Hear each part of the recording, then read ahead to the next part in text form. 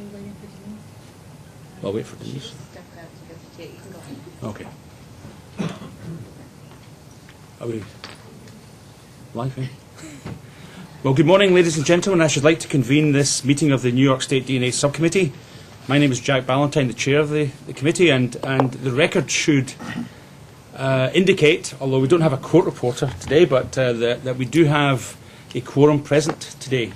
So we have members of the subcommittee include Dr. Carmody, Dr. Hirsch, Dr. Batzer, Dr. Walsh, and myself, Jack Ballantyne. So we do have a quorum, and on the table here we have representatives from DCGS, Kathy Levine and Gina Bianchi, and the Commissioner herself, I think, is also going to join us momentarily. So with that, I should also like to thank everyone from the members of the public from attending also, for attending. The first item is to review and approve the meeting agenda. So if the subcommittee members could look at the proposed agenda that we were given to see whether or not the order is and the content is appropriate for our actions this morning. So moved. Second. Any discussion? All those who would like to proceed as provided in the proposed agenda say aye. Aye. So all members said aye. I now have to say that based upon a court case I was involved in. I want to record who said and voted for what. So the next item then is to review and approve the draft minutes from the last meeting of the subcommittee on May 15th of 2009, and the subcommittee members should have a draft meeting minutes. So you have them in front of you. Yeah. I move to approve them as written. Second. Any discussion? Any further discussion? Okay, so all those in favour then of accepting the draft meeting minutes as written, say aye. Aye. Aye. All members of the subcommittee voted to accept the draft minutes as written. Good. The next item on the agenda is an item called New Business, and there are several sub-items. The first one is Nassau County Medical Examiner's Office, Department of Forensic Genetics, a letter extending the accreditation, ASCLD Lab accreditation, until April 12, 2010, under the Legacy Program. Yes, Kathy? and Yeah. I just wanted to point out that Nassau County has applied for the international accreditation, and they applied in June, but they are now awaiting their inspection date. So their accreditation ends in October, so that's why the extension is necessary. They have not had their inspection yet. They're scheduling that at this point. Papa Felino, would you like to speak on behalf of Nassau County? We actually have a set date. It's set for the 20th through 22nd, the week before Christmas. But the application was approved. They did the pre-assessment. We had 3 minor changes. And I just want to thank Westchester and New York City for all the help that they had given us to prep for it. But we have a December 21st inspection date set. So would it be true to say that the old system, the legacy program, is no longer you can no longer get accreditation in that? I believe you still can opt for it. We just chose to go ISO. Okay. You cannot Yes. opt for it. Okay, this was the last year. Okay. April 1st, 2009 was the end Okay. date. And then Yes. incorrect. But laboratories that are doing a mid-cycle have the option of going legacy for their ASCLD lab. So, but you were not. NASA was not one of them. Okay. I don't think there's a vote required here on this issue. It's just a matter of information. Yes. Any discussion, fellow members of the committee, on this document? Any further discussion on this? Noted. No? Okay, duly noted, and we note that wish Nassau County the best of luck in the forthcoming inspection. The next item on the agenda is a letter to myself that I believe came from the Commission requesting our opinion on this letter to the Journal of Forensic Science on the concept of sequential unmasking. My first question is was this? And I should like to welcome Denise O'Donnell, the Commissioner of DCGS, who has just joined us. Was this an official request from the Commission, meaning there was a vote taken, or is this just a discussion, an informal discussion? It's really a discussion. Yes. It hasn't. We've brought it up at the commission, but we haven't really discussed it. But we thought it was appropriate to get your feedback on the issue. Okay. So, members of the committee, we did receive this in advance, this letter to the editor, and assuming that you've had a look at this, we could discuss this, since the Commission wants us to have a preliminary discussion on it. Would anyone like to? I can start the discussion, but what this concept is, sequential unmasking, is that it's based upon the presumption that humans are biased in terms of there's a contextual bias when one performs scientific experiments, and this bias can influence unduly a scientist if he or she is not careful. And so what this group of individuals are suggesting is that there should be some means, some systematic means in the lab that would be set in place that would prevent some of this observer bias or experiment or bias, and they call it sequential unmasking. Basically, what it means is that that the lab should proceed and perform their DNA analysis on the evidence, and that evidence may include mixtures, prior to any knowledge that the DNA analyst would have of the profile from the victim, or from the suspect. And they suggest certain ways that this could be achieved. So that's my reading of this, what this paper or this letter suggests. My response to that is that that's just good laboratory practice, as far as I can see, and most good labs would be using a broadly similar approach anyway. But so I don't think it's anything particularly new. That's my own opinion, except for the terminology, perhaps. Do we have any feeling for how this differs from what the labs actually do? Yeah. So what is it really? For example, Swigdam is at the moment has a committee that's about to come out with recommendations for mixture interpretation, and they have language in their document that talks about this and says that wherever possible, one should. I can find the precise language. Wherever possible, the analysis should proceed by performing the analysis on the evidence first, conclusions drawn as to whether an allele is an allele, and then you then bring in and look at the suspect to see whether or not he or she is included. And that's. But Jack, it seems to me that if evidence bleeds in and new submissions come after this first examination is done, then this becomes impossible. And the other question I have about it is the influence of the size of the laboratory and the number of personnel. And it might be easier to implement this, or more practical to implement it in a large laboratory with a lot of people. But if you have a small operation, it might be very, very difficult, if not impossible, to implement it. But I think the first point that I raised in my mind is more important. If evidence, if the analyst looks at it cold, which is what they want you to do, and then you compare it with a suspect, and then 2 weeks later some more evidence comes in, you can't. It just is blind to the reality of how evidence is submitted and processed, at least in our laboratory, and I would assume in everybody else's. So the best you could do is say it on the first pass, that you would follow sort of that approach. But obviously, with further evidence that comes in, you'd already have that knowledge. Yeah.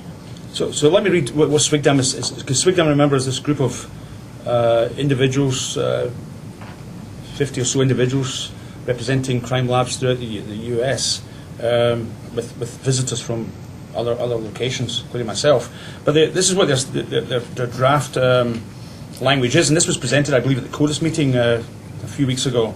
The laboratory must establish guidelines to ensure that, to the extent possible, DNA typing results from evidentiary samples are interpreted before those of known samples, other than those of assumed contributors. That's the language. Obviously, if in intimate samples, one does, when one looks at the, say it's a victim in a sexual assault, you'll take that these alleles and look at the evidence profile and then subtract them, perhaps. So I think in general it's just good laboratory practice wherever possible that one does it this way. And I don't think. I'd like to. We've got representatives from some of the labs here. I mean, would it be common in New York, for example, to behave in this manner? In other words, try and interpret the data prior to any, whatever possible, prior to looking at the profile from the suspect. Yeah, can you come up to the table? Okay, I'll come. Dr. Prince is going to speak from New York City OCME. Thank you, Jack. Most of our cases, the evidence comes in without a suspect. In many cases, do not develop a suspect, and the evidence is interpreted for the purpose of database entry, so the sequential unmasking does not apply here at all. Then, in cases where there is a known suspect, the suspect in our laboratory gets processed by a different team, and the comparison is done after the analysis is interpreted. But Dr. Hirsch, of course, is correct that there may be additional evidence submissions. By then, the suspect's profile is on file. But I feel that the DNA data are more objective. You cannot match something to each other if the alleles do not match. There is a little gray zone of mixtures with unlabeled peaks where the interpretation plays a bigger role, because otherwise software could do those comparisons without any human interference, because it's just based on the numbers. Thanks. Anyone else? Any other lab would like to comment about their... I think it's similar. It's just the only time, I mean, most often the only cases that you get exemplars for are for paternity type, kinship type issues. The majority of the cases that we get, we're usually waiting for a profile. Our DA's office sometimes would like to see a report with some type of finding before they go out and recover a sample from a suspect. But you have that other situation that Dr. Hirsch brings up is, even the sexual assault cases, most often you finish your analysis, suspect exemplar comes in and additional evidence will come in afterwards. So it's extremely difficult, and for a small laboratory like us to be able to partition into an exemplar team and an unknown team would be extremely difficult. Yeah, I mean, I think that I think their concern, this group's concern, seems to be that they're concerned about obviously contextual or confirmation bias, which is a well-known human psychological fact. However,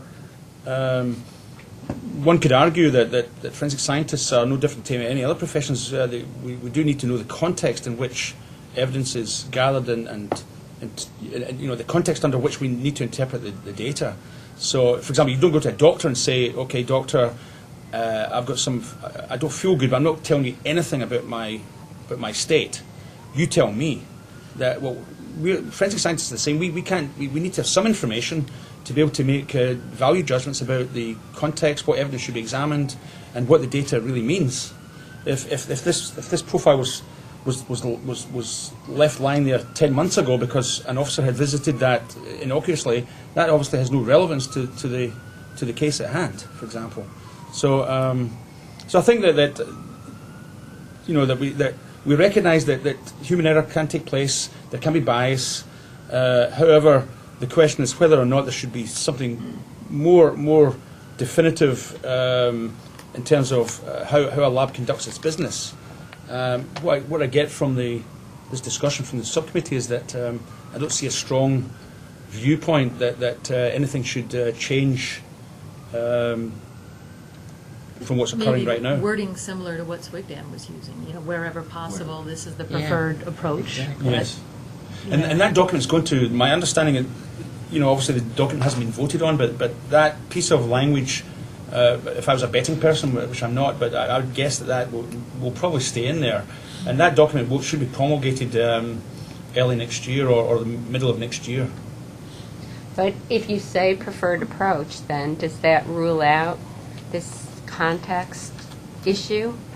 If it's preferred that you don't have any outside information at all, doesn't that contradict what you said about needing some information? But I think this document is staying away from that. May be a broader view of what they're getting at, but they're very precise about it's the data itself. That you should interpret that the evidence sample before you have any direct knowledge of the profile. So they're not getting into in this document anyway. All this other aspect of whether you know the suspect, how guilty the suspect was, for example, or whatever. So what I'm saying is that at the national level, people recognise that whatever possible, it's best to interpret the data prior to, whatever possible, prior to looking at the evidence, the control suspect profile. But for example, there are many calculations, the likelihood ratio calculations, for example, where you need that information to interpret the data. So you could argue what we mean is, okay, you need to interpret the data, meaning is this an allele or not? Make that decision. Right. And then, but you still need information from the suspect to actually perform some calculations. If you're using the likelihood ratio approach, where you actually will include the suspect in the calculation. I think this doesn't happen in New York State in any of the labs that I've ever had conversations with, but I know there are some other jurisdictions within the United States where they will, depending on the suspect sample, calculate a different probability of exclusion. Okay, that the probability of exclusion, the whole idea of it was that that's a property of the mixture itself, that you should be able to calculate that in absentia of any of the information that you have of who might be in there or not in there. And it's going to be the same for any suspect, okay, given that you have all the loci and so forth. I don't think that happens in New York State, but there are labs I know in the U.S. that will say, well, yeah, at this locus, we're going to determine that he dropped out, okay, after the fact. Okay. When they wouldn't have made that judgment on the original mixture itself, you see? And so if you start getting into that kind of reasoning, then basically you could fit anybody in any profile, right? Because post hoc like that, you can kind of say, well, yeah, reason you don't see his alleles there is, oh yeah, there's one that's on the stutter position, and the other one dropped out. So he's in there, but we can't see him. And that's the worry that I don't think it happens in New York State. And again, to the extent practical, there's always going to be situations where, as Dr. Hirsch brought out, you have the information after you've looked at the profile. So that'd be just my comment, that it's good practice to follow, but it has to be used with a little common sense as well. Yes. Well, we did also ask the NICLAC for their opinion to see what the New York lab directors felt was appropriate for them, but we don't have that opinion yet. Maggie, did you discuss it at your meeting? But do you recall? We did discuss it. I do not remember. They referred it to the BioTwig. And the BioTwig had very similar concerns that Dr. Hirsch has pointed out, about that you couldn't, if you really wanted to follow it by strictly, then you would not be able to look at any additional evidence after that suspect sample. I don't think that's what they mean. And even if you got subsequent evidence coming in, say to the same person that did the original work, if it's been 2 or 3 weeks, maybe they have a photographic memory and they can remember what the allele pattern was of the suspect, but the typical person wouldn't. So again, they could examine the evidence, say what they're recalling as their profile, and document that somewhere before they go back and look and say, now does it match the subject, and do those calculations. But couldn't they retrieve it electronically to look at the previous? Well, they could, but it would just be the lab policy that they wouldn't refresh their memory as to what the suspect's profile was until they had called it on the new evidence. Again, it's just getting to the point of calling the profile before you are influenced by the other DNA evidence in the case. Steve Jones. Steve Hogan from the New York State Police. I don't think it's important to talk this to death, but I do think that it's important that this subcommittee not explicitly or implicitly endorse this particular article. There's areas where there's agreement and there's areas where there's disagreement, and there's mischief in the middle. If you read the fine print of this article, it presupposes a Chinese wall between members of the laboratory that it isn't practical or workable. We compare Q's to K's every single day. We all agree that you're not supposed to read suspects into the mixtures, that you're supposed to make, your identification of the number of contributors, et cetera, done. However, if you read the article closely, they really do presume this kind of not let anybody know what came in, and in this isolation.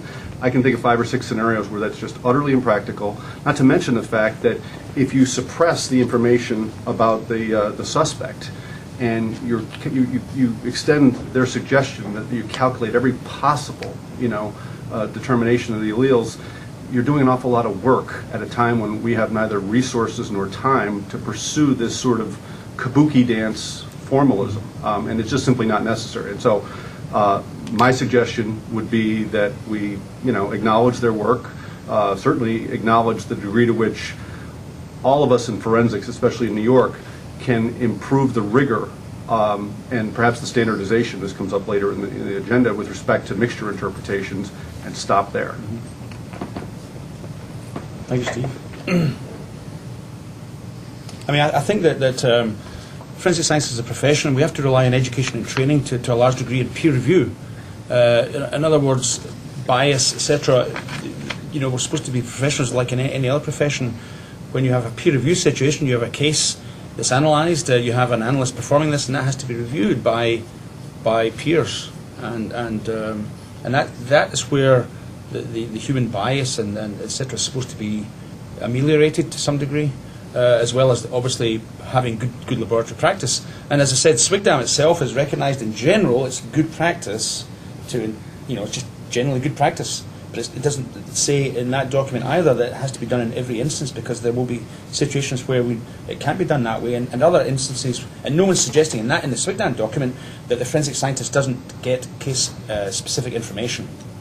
We have to, I think we all recognise we have to have case information. An archaeologist can't go to a dig without having information about the context of what he or she's looking for in that dig. You don't pick out cigarette butts that were left there last week. If they're looking for an archaeological dig, say looking for something that's 2,000 years old. Similarly, in a crime scene context, we don't look for items that have been left there 3 years ago if it has no relevance to the crime scene. We need to know information, have information. And it's the same in any profession. The example is somewhat facetious example. An analogy was made. Well, suppose when you went to the doctor said, well, nice to see you again. What's the problem? You said, oh, I can't tell you because I don't want to bias you. I can't tell you anything. It's the same sort of selective unmasking that they'd have to start, probing and, well, does it hurt here? Does it hurt there? Whatever. And you can't tell them that, it's your elbow that's hurting. So he has to have some information. And it's just a question of being, and I think for the most part, it's remedied by the fact that so long as the analyst is aware of the possibility of this confirmatory bias that we tend to have. We tend to see things that we agree with. That so long as they're aware of that and they try to prevent that as much as possible and document, their reasoning, I think that's as much as we can do. Yeah. Yeah. Ascertainment bias and everything. That's the way it is. So I think this committee, to try and summarise, the committee recognises that there is such a thing as observer bias, and in all human behaviour. Forensic scientists are no different, and forensic scientists should be vigilant in their training and education and their practices to prevent this as much as possible. And with regard to mixture interpretation or mixture interpretation, it's good practice, wherever possible, to examine the items of evidence and determine what the profile is, prior to having any knowledge of the actual profile. I think that's a good just a good laboratory practice in general. Chief Pulaski, NYPD. As Steve said, not to talk it to death, but you have quality systems that are in place that guard against this. You have quality procedures, and you have accredited laboratories. So that's what's in place to prevent this from occurring. I don't know why it's necessary to restate it or reconfigure it, but to create confusion.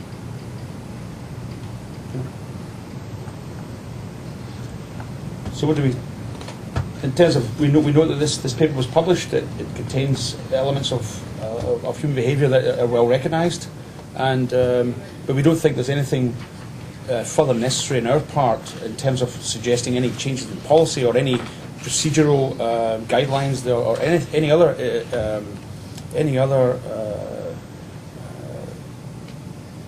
anything else we can provide to the labs in New York State. SWGDAM is already addressing this. It's a national body, and they're also addressing this issue. I think it might be useful to acknowledge, too, that in the journal itself there has been some commentary on this. There have been some subsequent letters to the editor and rebuttal and so forth and talking about it. So it's not just the letter in that note in isolation. There's been some discussion in the journal itself about it. I think to follow up on Chief Pulaski's comment, I think that is the way that most forensic scientists look at this. That basically it's the training and education and the quality systems that are in place that are there to prevent any unnecessary and unreasonable bias. Well, I think that's fine, Jack. I just want to get some counter examples, though. They're anecdotal, okay? But I get calls sometimes where we make the point that when we're looking at 13 or 15 loci, if the person is excluded at one locus, he's out of there, right? Yeah. Well, I can tell you of examples where, let's say, 12 loci, there's no problem with the interpretation, but the 13th locus, it's kind of a little bit dicey, and you don't see his alleles there and whatever. And I've even had comments from analysts saying, I know he's in there, okay? And that's, I think, a thing that we have to avoid and be conscious of.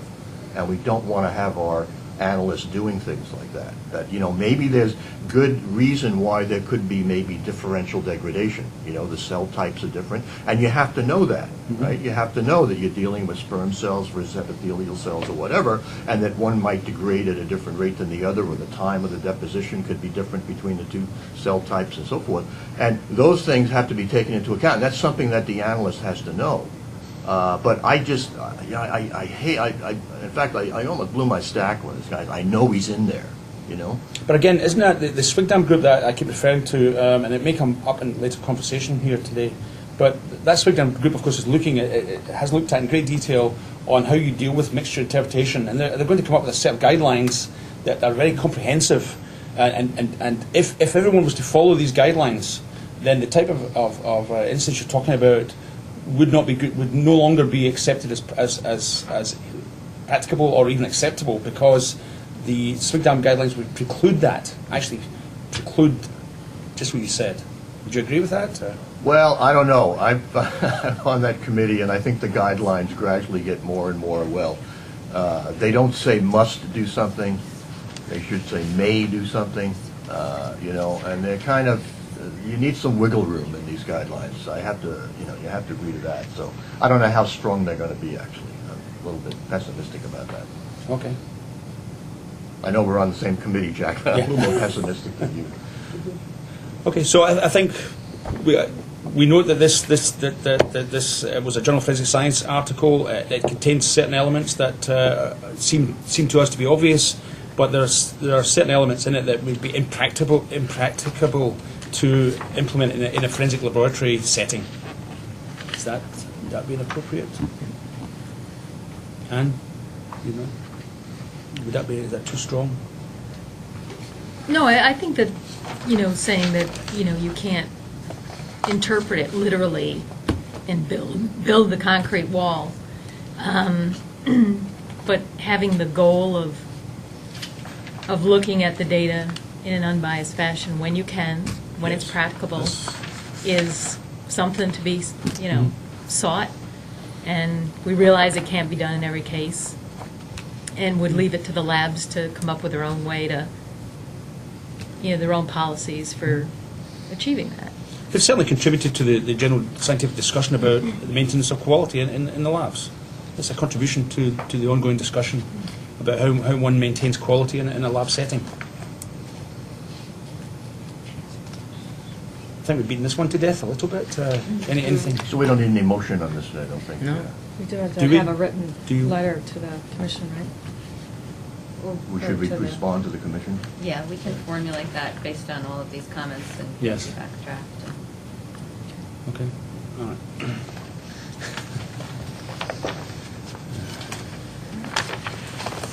I lost my agenda.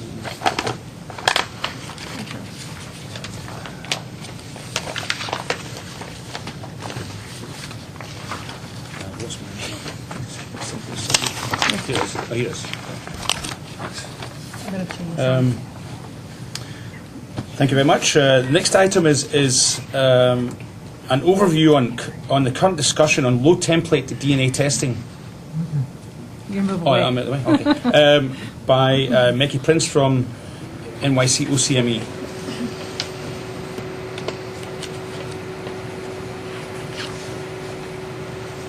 Oh, you can do it here. I can stand. So I did prepare a short PowerPoint presentation. It is very short. And my goal was to lay the foundation for the presentation on the statistical software that we're working on that Adele Mitchell is going to give. And I felt that some of the members of the subcommittee may not have been able to attend forensic science meetings in the last 2 years, and in order to put this in context, why we felt this was a... all right. So, Not very good. okay, so Kathy, I'll tell you. No, it isn't. Maybe the other light. There Yeah. we go. Wow. Okay. The bulb.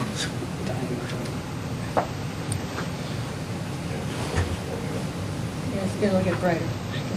Bye. Okay, so can I have the next slide then?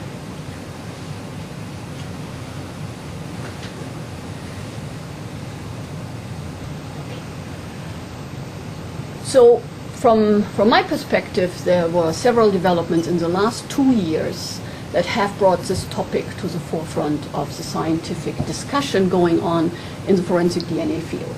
It started with a case in Ireland where the judge ruled out the low copy number evidence by the Forensic Science Service, did not admit it, and which sparked a review by the Forensic Science Regulator in April 2008.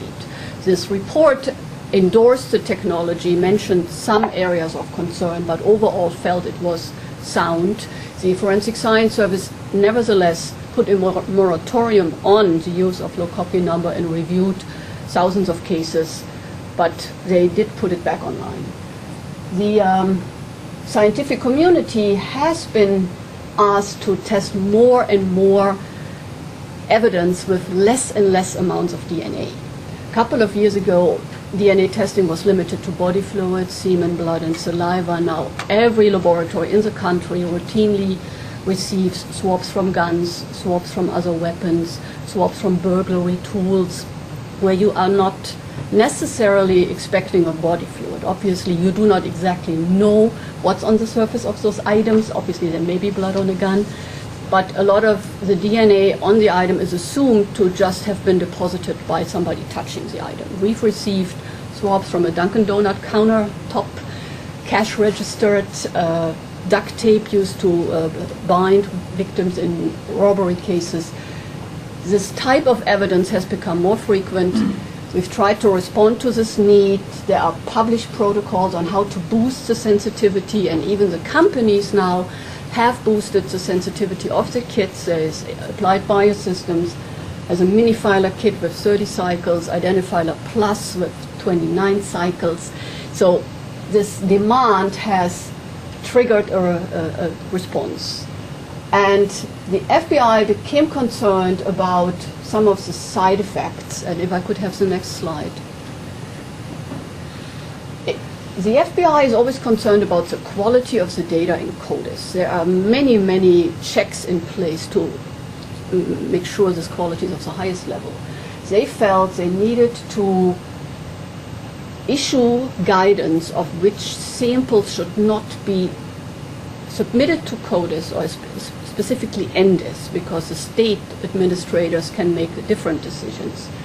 So they defined low copy number or low level DNA analysis, they use that, both terms, that any DNA typing results generated from limited quantity or quality, and I was happy to see that because it's not just the quantity, degradation can have the same effect, that have demonstrated increased stochastic effects. And I have another slide on that, but that's basically alleles not being present in the profile, even though they are present in the DNA source, alleles present in the profile that are not associated with the source, increased stutter artifacts, and increased imbalance between two peaks at the same locus that should have the same height.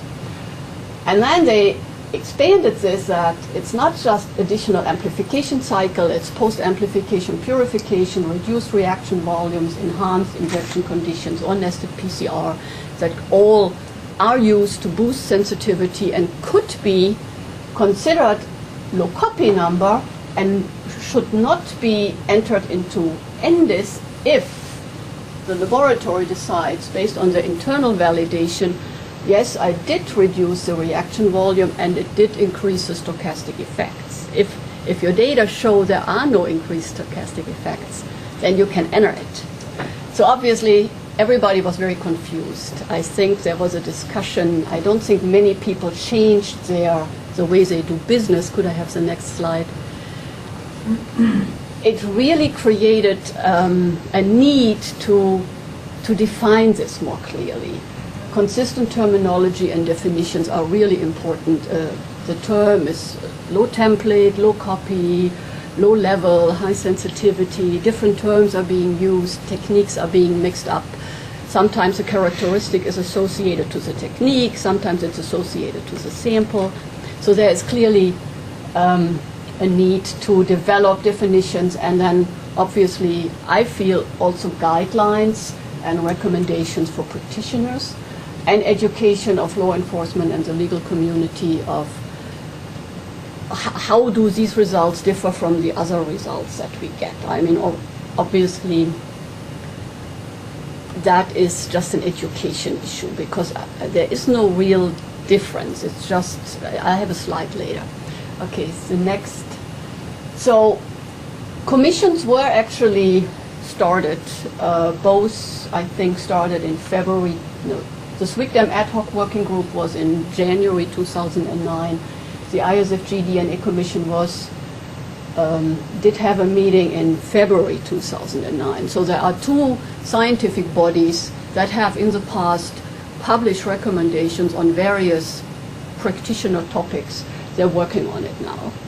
And then the next slide is, in parallel, there has been increased discussions of this topic at scientific meetings. I just list the last four, where there were basically sessions with multiple speakers and panels dedicated to low copy number. At the Promega meeting in Las Vegas, they even had a technical leader workshop that included this topic.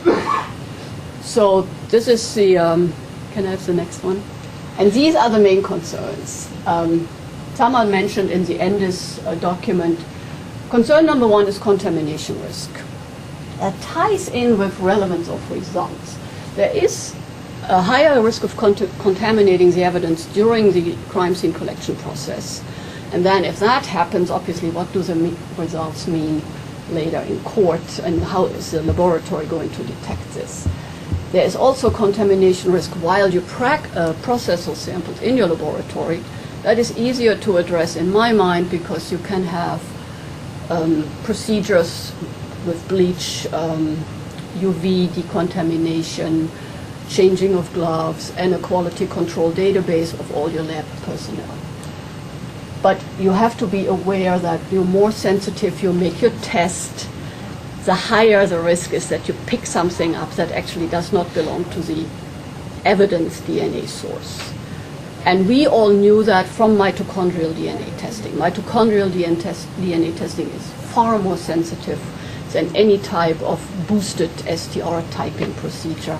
And mitochondrial DNA laboratories were aware of this all the time. Stochastic effects, reproducibility, if you have a very low amount of DNA and you pipette an aliquot out of your tube, you might have variation in the number of copies of DNA template in each aliquot.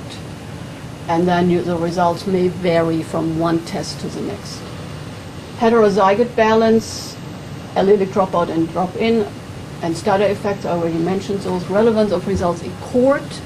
We are actually already aware of this issue. Processing rape cases, obviously a DNA analyst has been trained to simply comment and testify to the presence of semen. Do we know if it was a rape or not? No, we do not know this. We know semen was present. Do we know what it means somebody's DNA is on the gun? No, we do not know this. We do not know when it was deposited, which is the question number one in court, of course. And then statistical weight, especially for mixtures. And this, George actually mentioned it already in the previous topic, becomes an issue if you have potential peaks that could belong to the DNA source, but they're below your detection level. Can I have the next slide?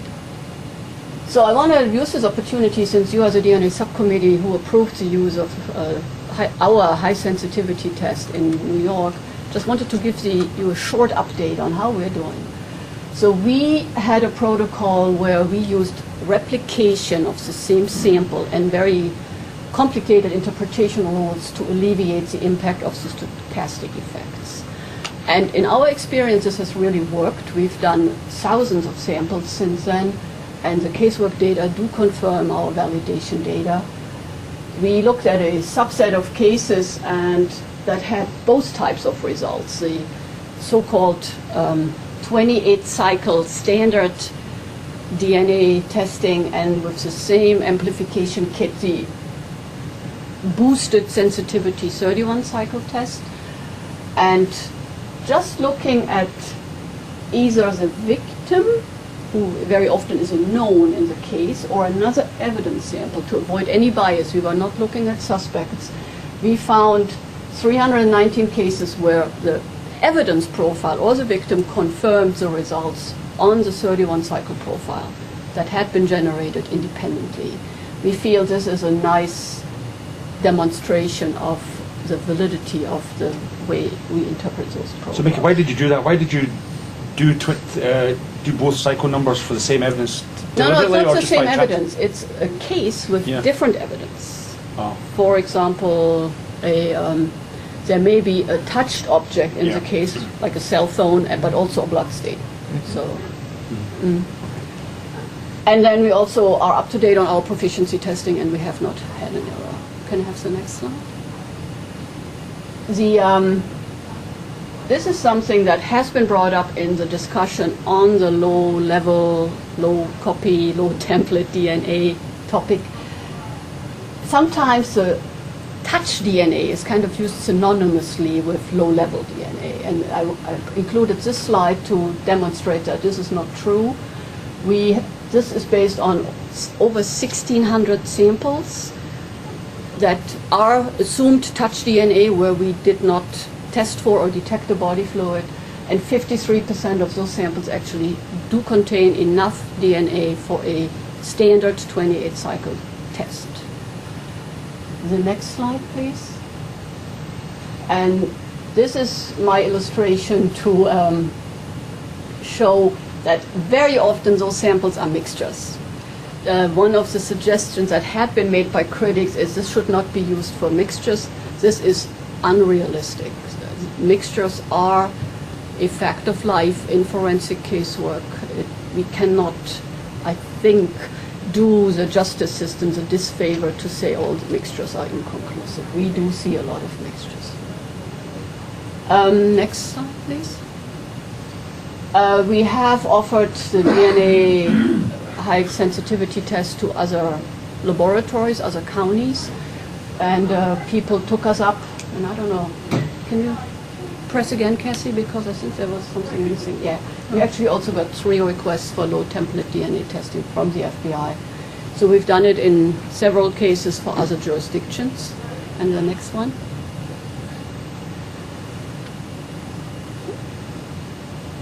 And we have been in court.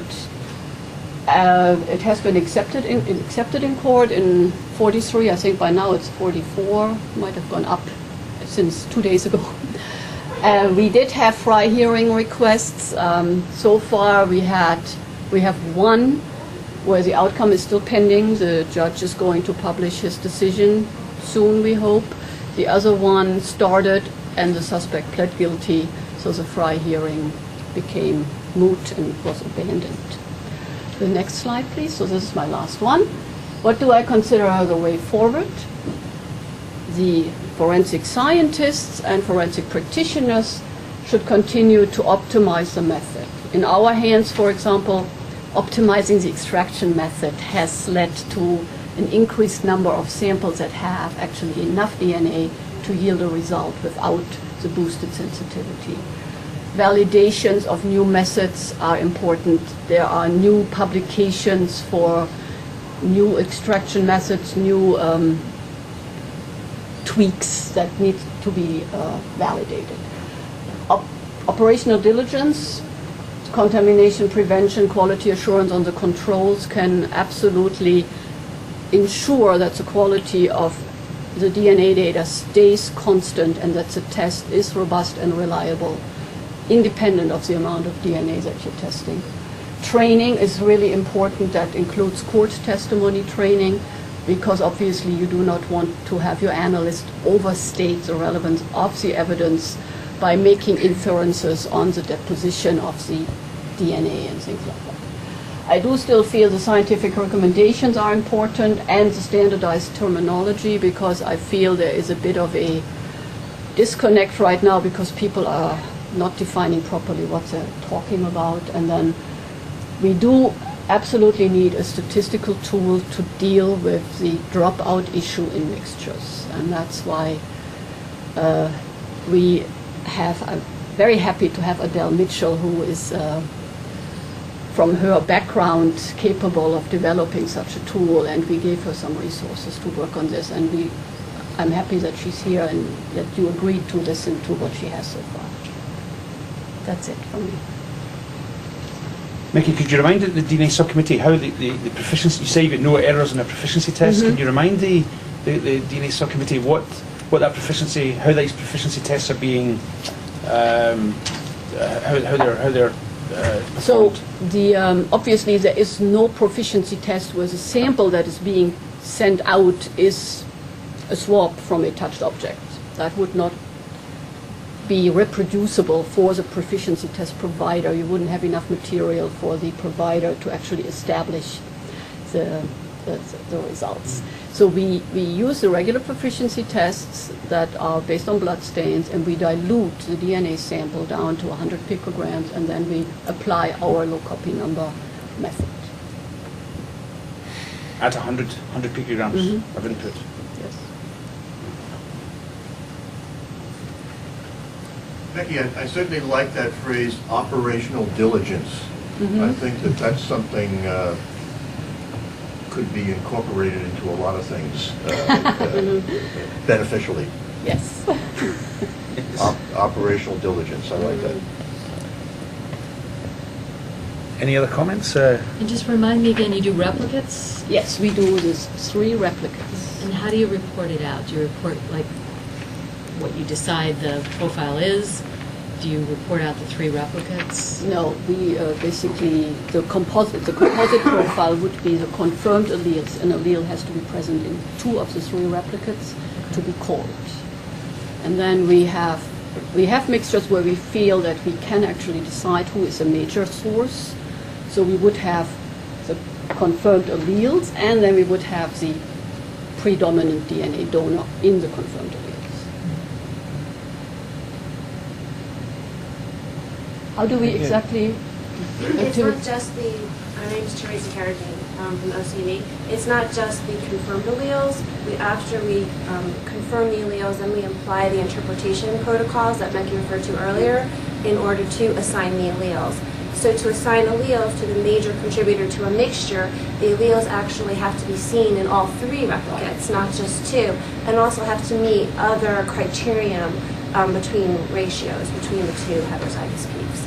So there are very conservative and stringent protocols that are applied. Any other comments then from the subcommittee members on Mickey's presentation? If not, thank you very much, Mickey. No. So the next item then is following on from Mickey is Dr. Adele from OCME. She's here to talk to us about the development of a software tool she's been working on to help in interpreting the stochastic effects due to low copy number DNA. Right. So we at the New York City OCME are in the midst of an ongoing discussion about how to interpret mixtures, and specifically how to apply statistics to mixtures. Not just thinking about dropout, but also thinking about what's the best way to assess the weight of the evidence in a particular mixture. So we're not the only ones talking about this, of course. In 2006, the ISFG came out with a set of recommendations for mixture interpretation. Next slide, please. So they specifically mentioned 2 statistical methods here. This first one is the probability of inclusion or exclusion, also known as the random man not excluded. And so they say this is an acceptable method, although it's usually conservative. Next, please. And so what they recommend over that is the likelihood ratio. And the reasons are that it does tend to give a better weight of evidence. It's not as conservative as the probability of inclusion, and various phenomena can be incorporated into the model. It makes better use of the information. So I'll talk about each of these a little bit and show how we are working with the likelihood ratio in order to incorporate some of the stochastic effects that we see particularly with low template samples. So next slide, please.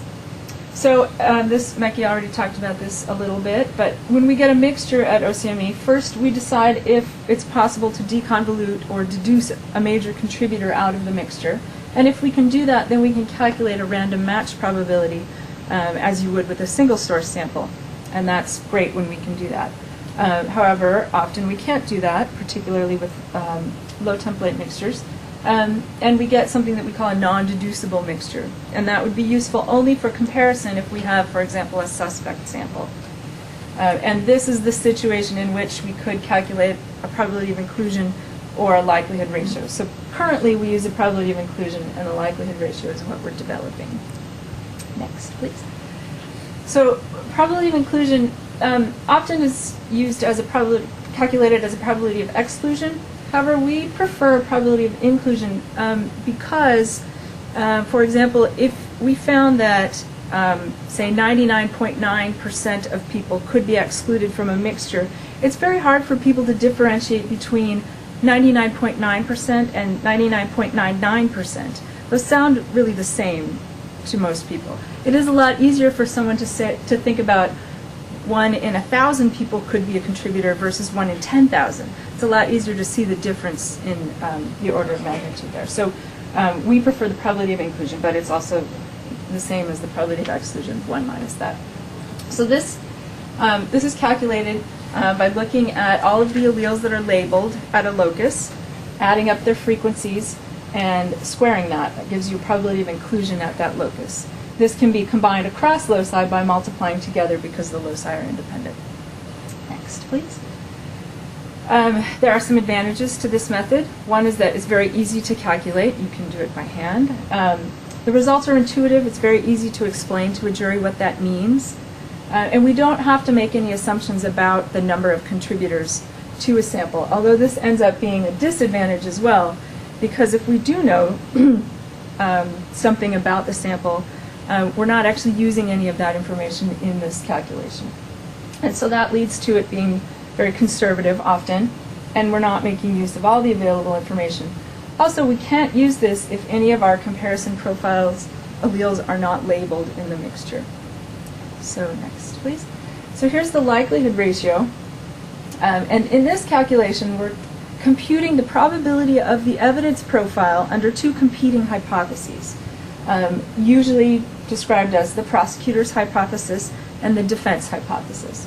So the prosecutor's hypothesis might be, in the simplest situation, this sample was left by the suspect.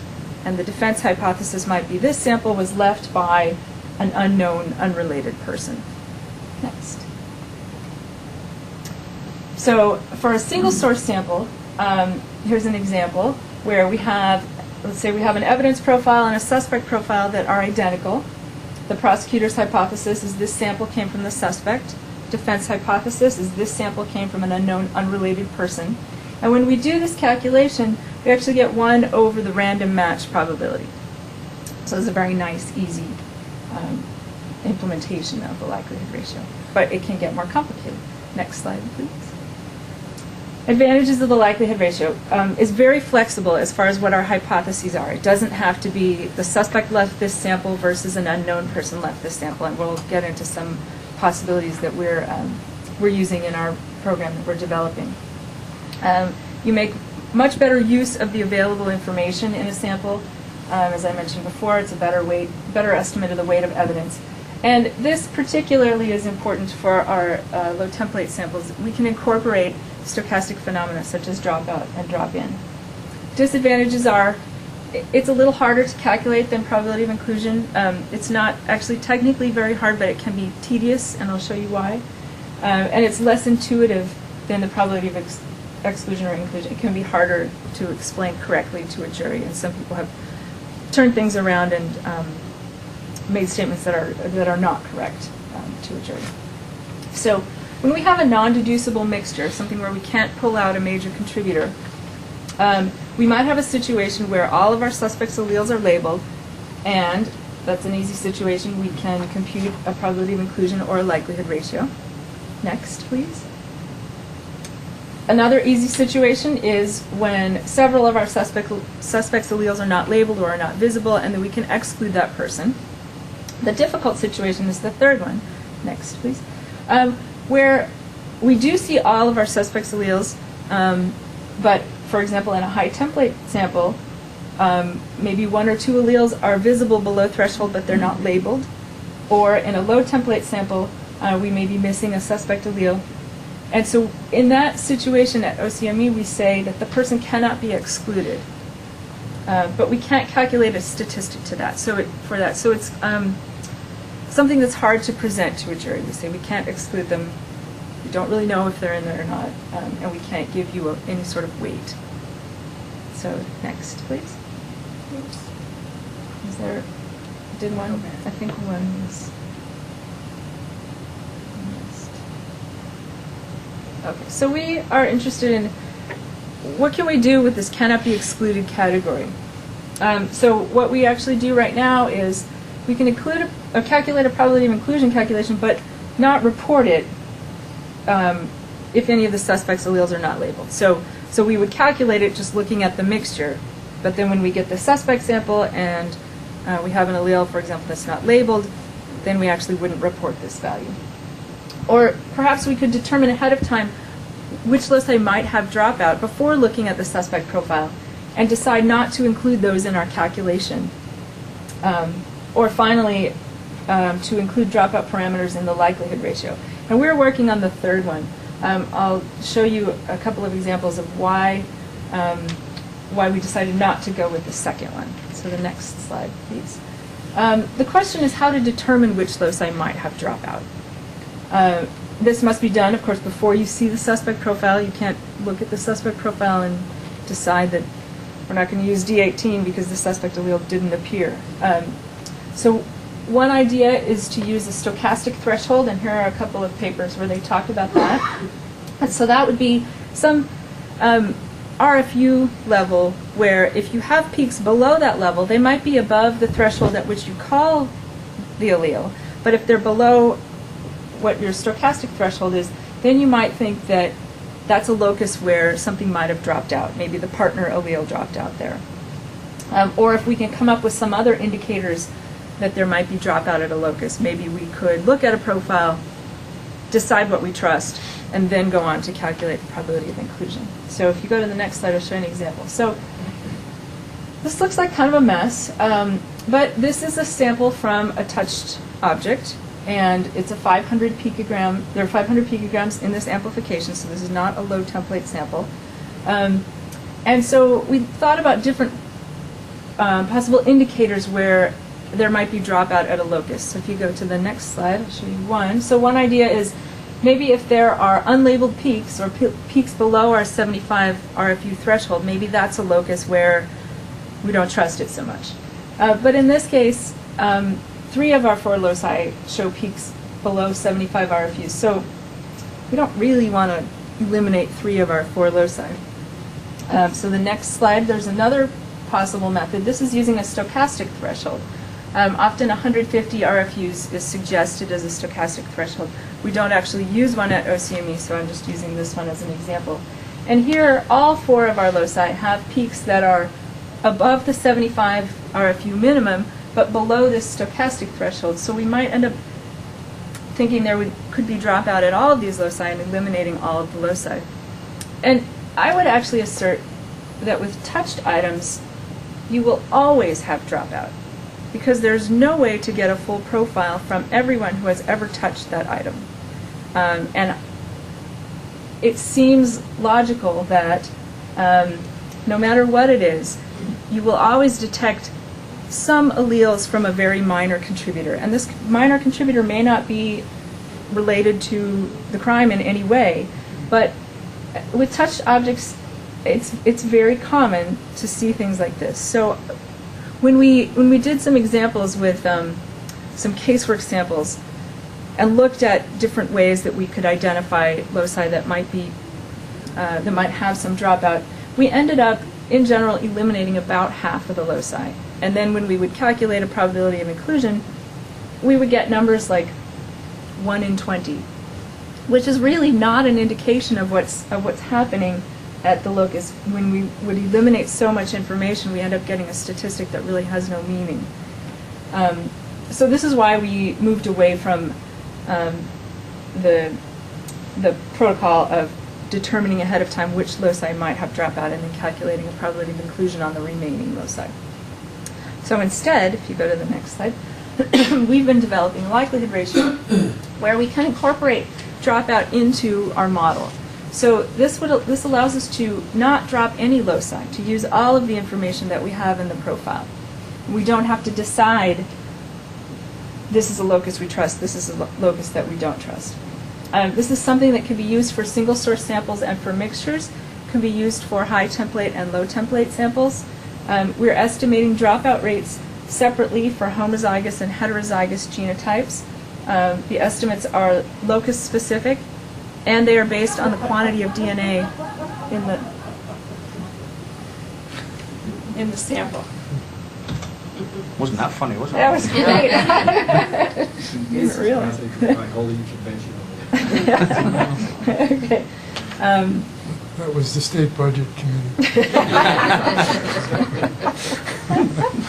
So I mentioned some of these before, the first 2 already. So if we have 100 picograms or more per amplification, we're looking at a high template sample. Less than 100 picograms per amplification would be low template.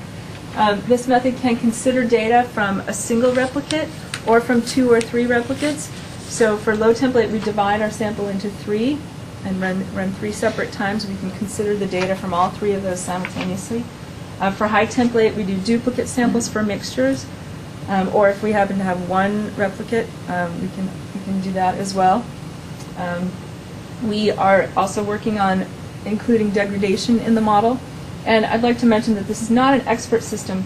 We're taking data, genotype data, out of Genotyper or GeneMapper and using that.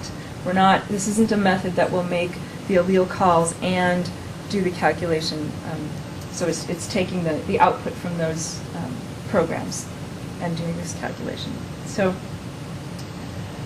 so far in our development of this, we are using data from our identifier validation and from our low template DNA testing validation. So together, that's more than 800 amplifications. Subsequent studies that we have initiated in the past year are below single source 2, 3, and 4 person mixtures, low and high template samples, and so far we've amplified, done about 1,200 amplifications, and we haven't started the 4 person mixtures yet, so there'll be more. Next, please. Okay, so here's what we're doing. Here's an example, the very simplest situation where we have what appears to be a single source sample. I'm looking at just one locus, just one replicate. I'm not yet modeling dropout or drop-in, and I'm not including a theta correction in here. So let's say we have an evidence sample where the alleles that are labeled are 10 and 11, and we have a suspect sample whose alleles are 10 and 11 at that locus. So the likelihood ratio is calculated as the probability of seeing a 10-11 if the suspect left this sample. So that would be a 1, because that's the suspect's genotype. In the denominator, the probability of seeing a 10-11 if somebody else left the sample. So that would be the estimated frequency of the 10-11 genotype in the population. So it's a fairly simple calculation. Okay, next slide. But we can make it more complicated. So here's a situation where we, looks like we have at least 2 contributors.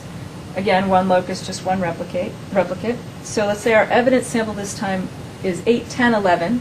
Our suspect is again 10, 11. And our victim is 8, 10. And we expect that the victim would be in there. Perhaps it's an intimate sample. So next slide, please. So I'm going to actually do the calculation here. So first I'll do a probability of inclusion.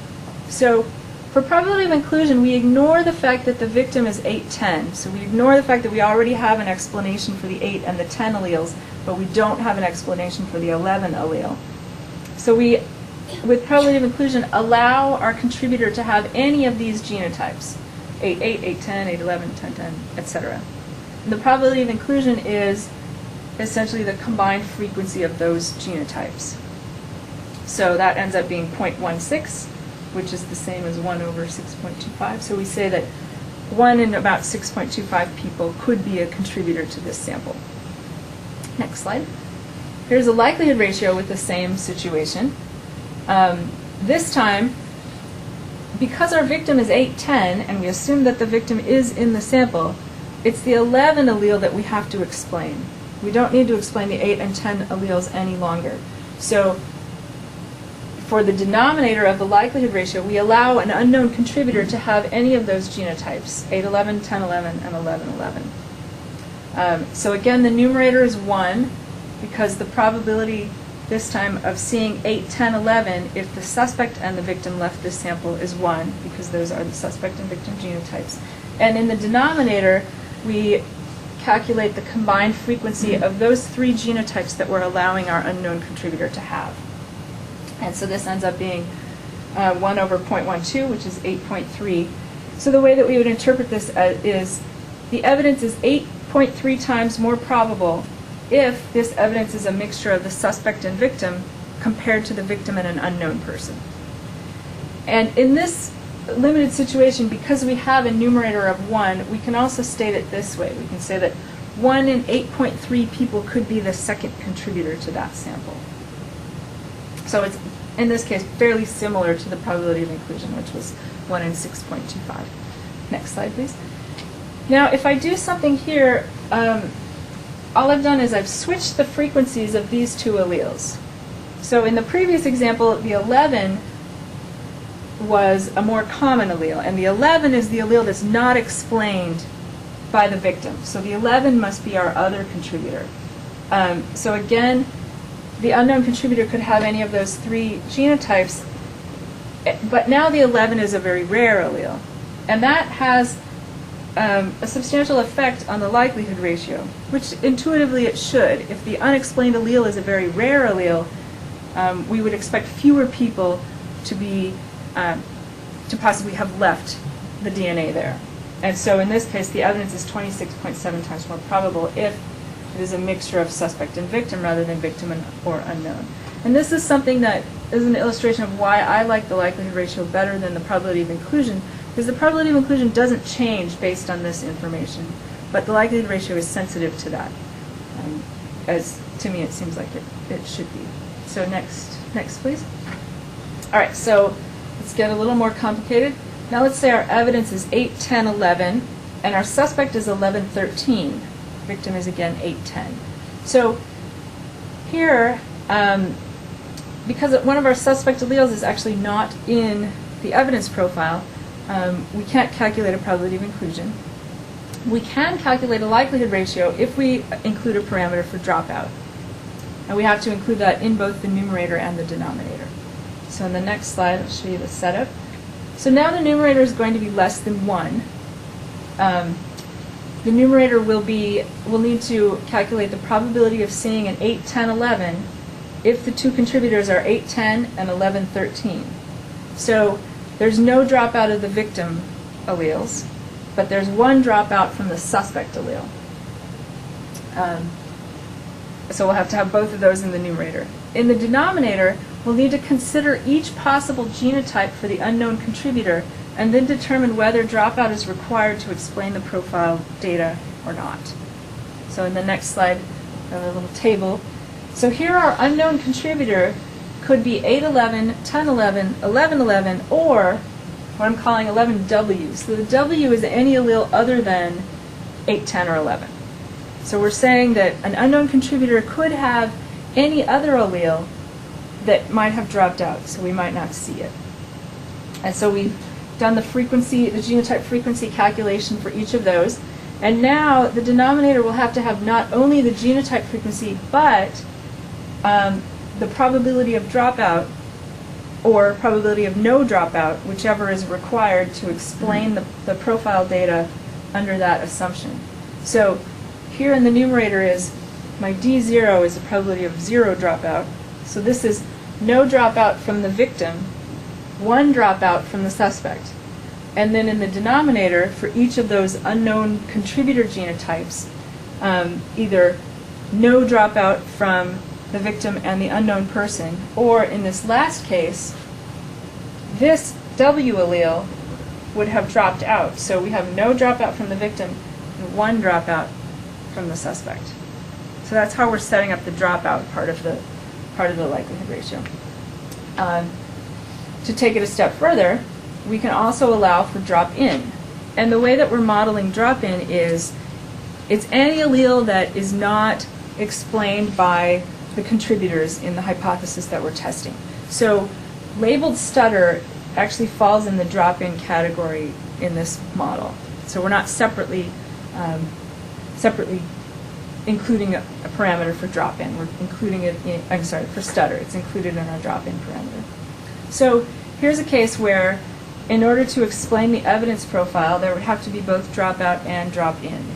So our suspect 13 would have had to drop out, and that 11 allele does not belong to either of the people that we're assuming are in the mixture in the numerator, and so that 11 would be a drop-in allele.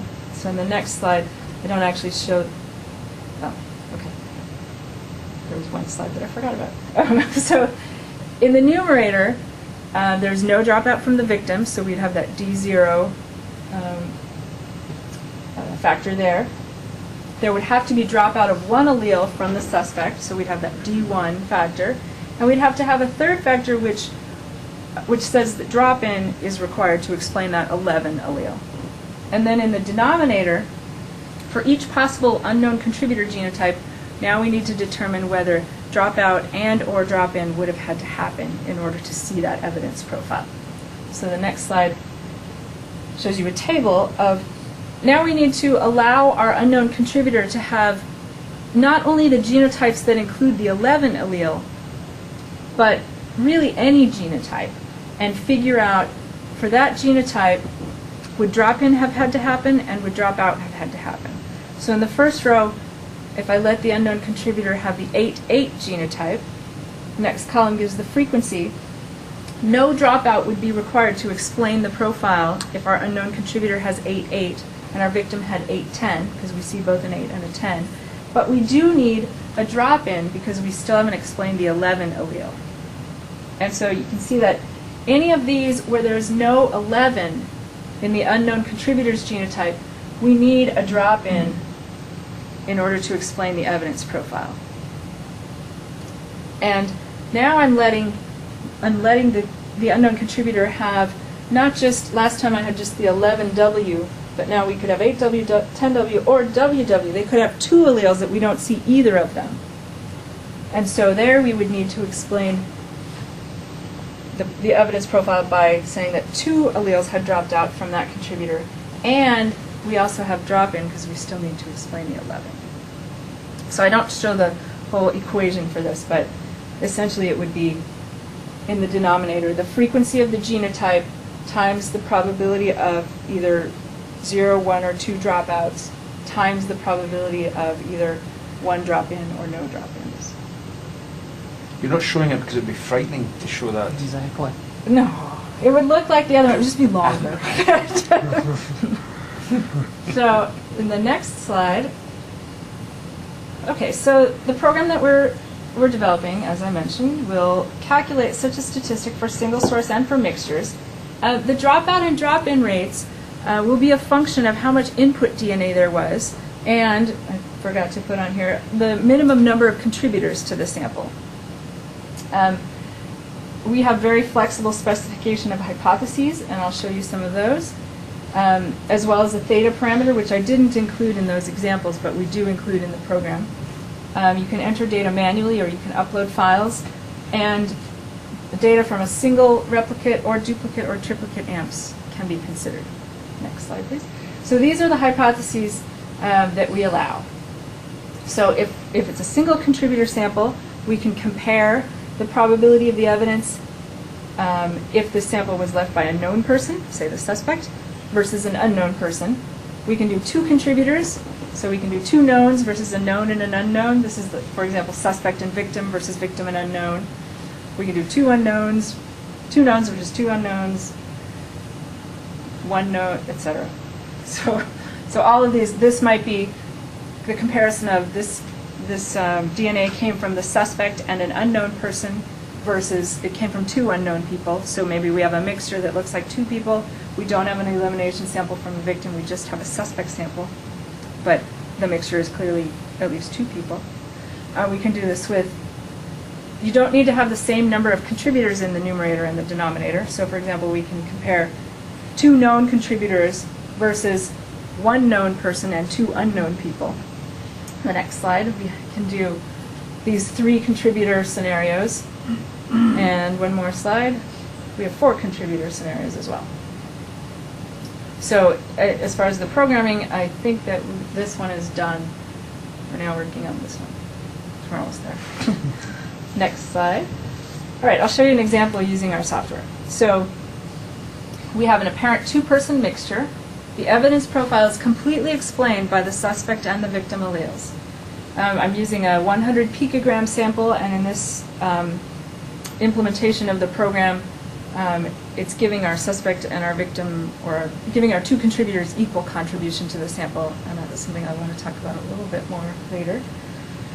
The prosecutor's hypothesis is that this sample is a mixture of suspect and victim DNA.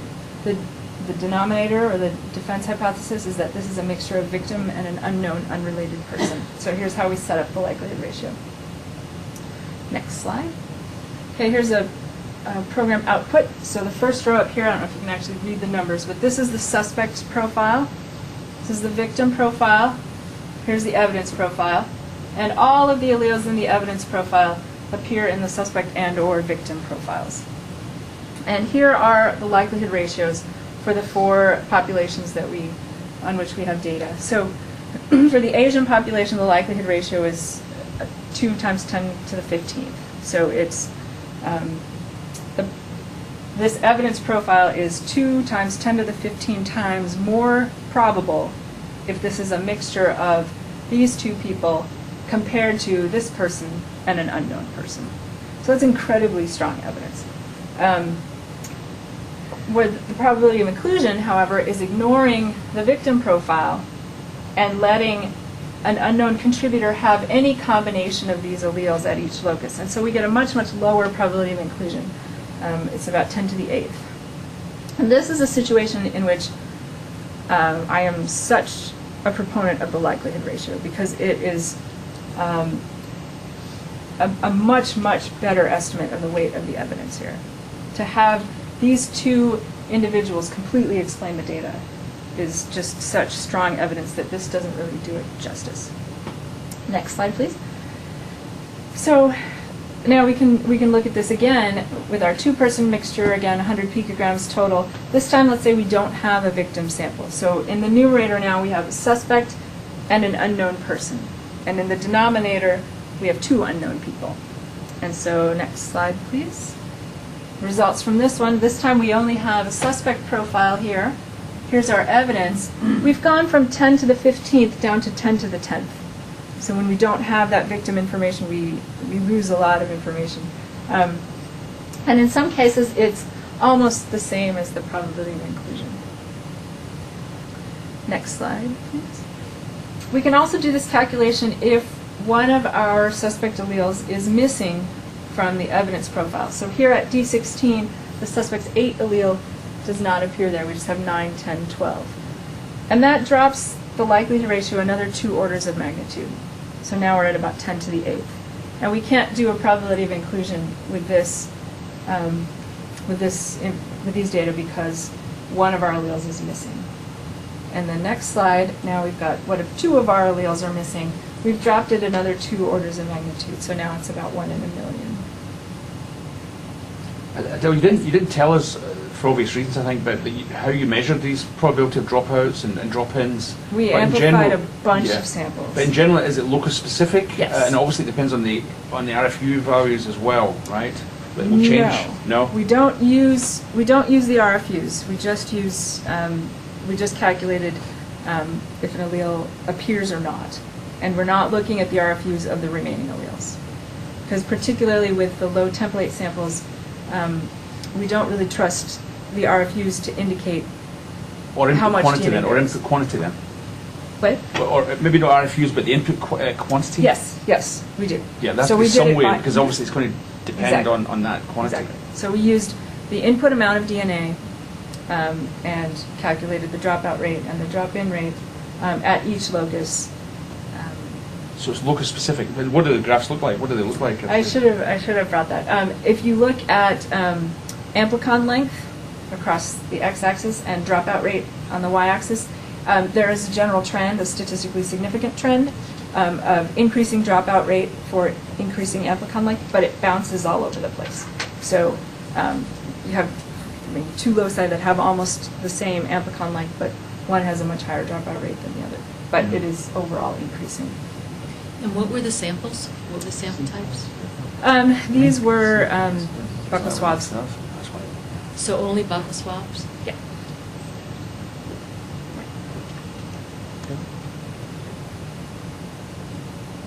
Okay, next. So one of our biggest issues right now is what to use for the dropout rates in mixtures. So if we have a mixture that looks like it's a 1-to-1 mixture, we're pretty happy, splitting the however 100 picograms into 2, and we've done dropout rate for 2 contributors and 3 contributors with various ratios, so we can use that. If it's not 1-to-1 or if it's unknown, then if we use the 1-to-1 ratio, we may be overestimating the dropout rate for the major contributor. And we really don't want to overestimate dropout rates for any of the contributors because we don't want to overestimate the weight of the evidence. We'd rather underestimate it a bit. So we have an idea that we're exploring, and we'd like some feedback on this as well as on everything else. So our idea is for 2-person mixtures, if we could deduce out the major contributor, but we're interested in the minor contributor based on the circumstances of the case, to use the dropout rate for a minor contributor at the 4-to-1 ratio of contribution, because when you have a 4-to-1 ratio, you can pretty easily pull out the major contributor. So we're saying that if we're able to deduce the major contributor, we probably have at least this ratio of major to minor. If that makes sense. And using a lower rate, like if we use 3-to-1 or 2-to-1,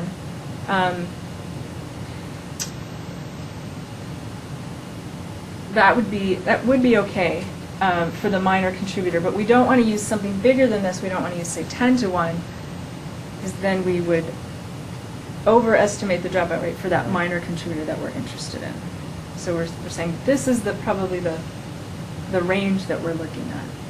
Whereas if we can't pull out the major contributor, for high template samples, we would use the 1-to-1 ratio. For low template samples, we might use the 1-to-2 ratio, because we could generally pull out the major contributor of a high template sample if it's 1-to-2, but for a low template sample, we often can't do it if it's 1-to-2. And a similar idea with the 3-person mixtures. We've looked at, when we set up these ratios, when can we deduce the major contributor and when can't we? And to try to be a little bit conservative with the dropout rates of the minor contributor when we pull out the major. So that's our current thought about how to deal with that. Any other ideas would be greatly appreciated. Well, it's extremely complex if you get degradation in a mixture, Right. as you often do. The ratios actually are different. The actual effective mixture ratios are different. Because up at the upper end, Locus to locus. it's going to be a different ratio of effective numbers of potential applicants. So you could have a 4-to-1. I mean, at the upper end, you could have a ratio of 10-to-1, and at the other end, 3-to-1 or 4-to-1. So that's where it's very, very complicated. The minors when you get that degradation dropping out part. disproportionately. Well, yeah, because the effective number of templates at the upper end is going to be different to the effective number of templates there. So the actual same mixture will have different mixture ratios within that same profile. That's the extremely complex. That's why it's extremely complex when you have that type of sample. So we are looking at degradation and thinking that we will implement something like that where there would be an extra dropout parameter for degradation that would disproportionately affect the larger loci. So those are experiments that we are just now starting, the purposeful degradation, and looking at the profiles coming out of that. But that's something that we'll have to wrestle with. So, next slide. So we're starting to validate this. We have a bunch of mixture profiles that we'll run the program with the known contributors to see what sort of distribution of values we get if we have the right person in there for the various scenarios, as well as to run this using our lab types database, which is it's about 550 people that work in the lab or at the crime scenes who are not in the mixture, and see what the distribution of this likelihood ratio is if we don't have the right person in there. So hopefully the two will be fairly separate, and so that we can sort of give words to the numerical results from these, to say, is this weak evidence, is this incredibly strong evidence, is this, and to know what, if we draw a line somewhere, what fraction of true positives would we miss, and what fraction of true negatives would we expect to have above that. So we're testing this with our deliberate mixtures for the known and unknown contributors, and then finally starting to look at degradation. So next slide. So for the examples that I wrote out, we did not include a theta parameter, but we actually do in the program. And the examples that I showed, I used a theta value of 0.03. And this is flexible. You can use 0 or 0.01 or 0.03. Next, please. So these are people that have been working on this. Teresa and Meki, of course, and 3 phenomenal programmers that I've been working with, and 2 criminalists who have done most of the lab work. So the final slide is contact information for Teresa and me, and we would love to discuss this over the next few months. What we hope to do is bring something back to you at the next meeting as more of an evaluation. We'd like to eventually be approved to use this with casework, and so we want to know what you would like to see in order to be able to evaluate it.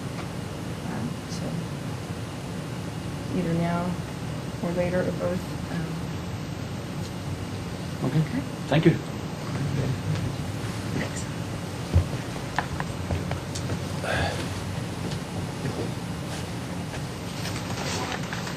So basically,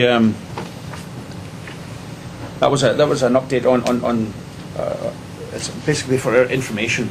There's no need for us to vote or anything else at this precise moment, because what's going to happen, obviously, as Adele said, is that they hopefully will give to us some validation, further validation documents for us to look at prior to any vote to approve the method, for example. So this is just an informational part. So in the spirit of that, then, I think she's suggesting that we can communicate with her independently as well as even now to help her decide what to include in the validation documents. But certainly I would say that all the appropriate graphs that would show the relationship of probability of dropout and drop in with relationship to each locus, and also with the relationship to each input quantity of DNA, of course, would be very important, because you will, based on that, you will have determined the values to use in the formulation.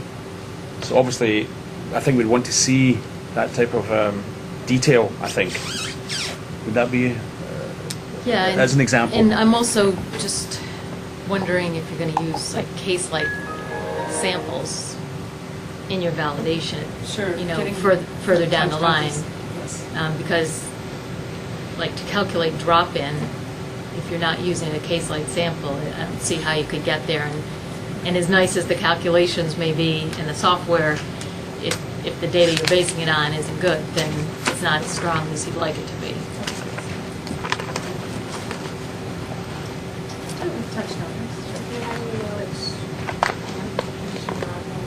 That's more like looking at contamination rates in the laboratory as drop.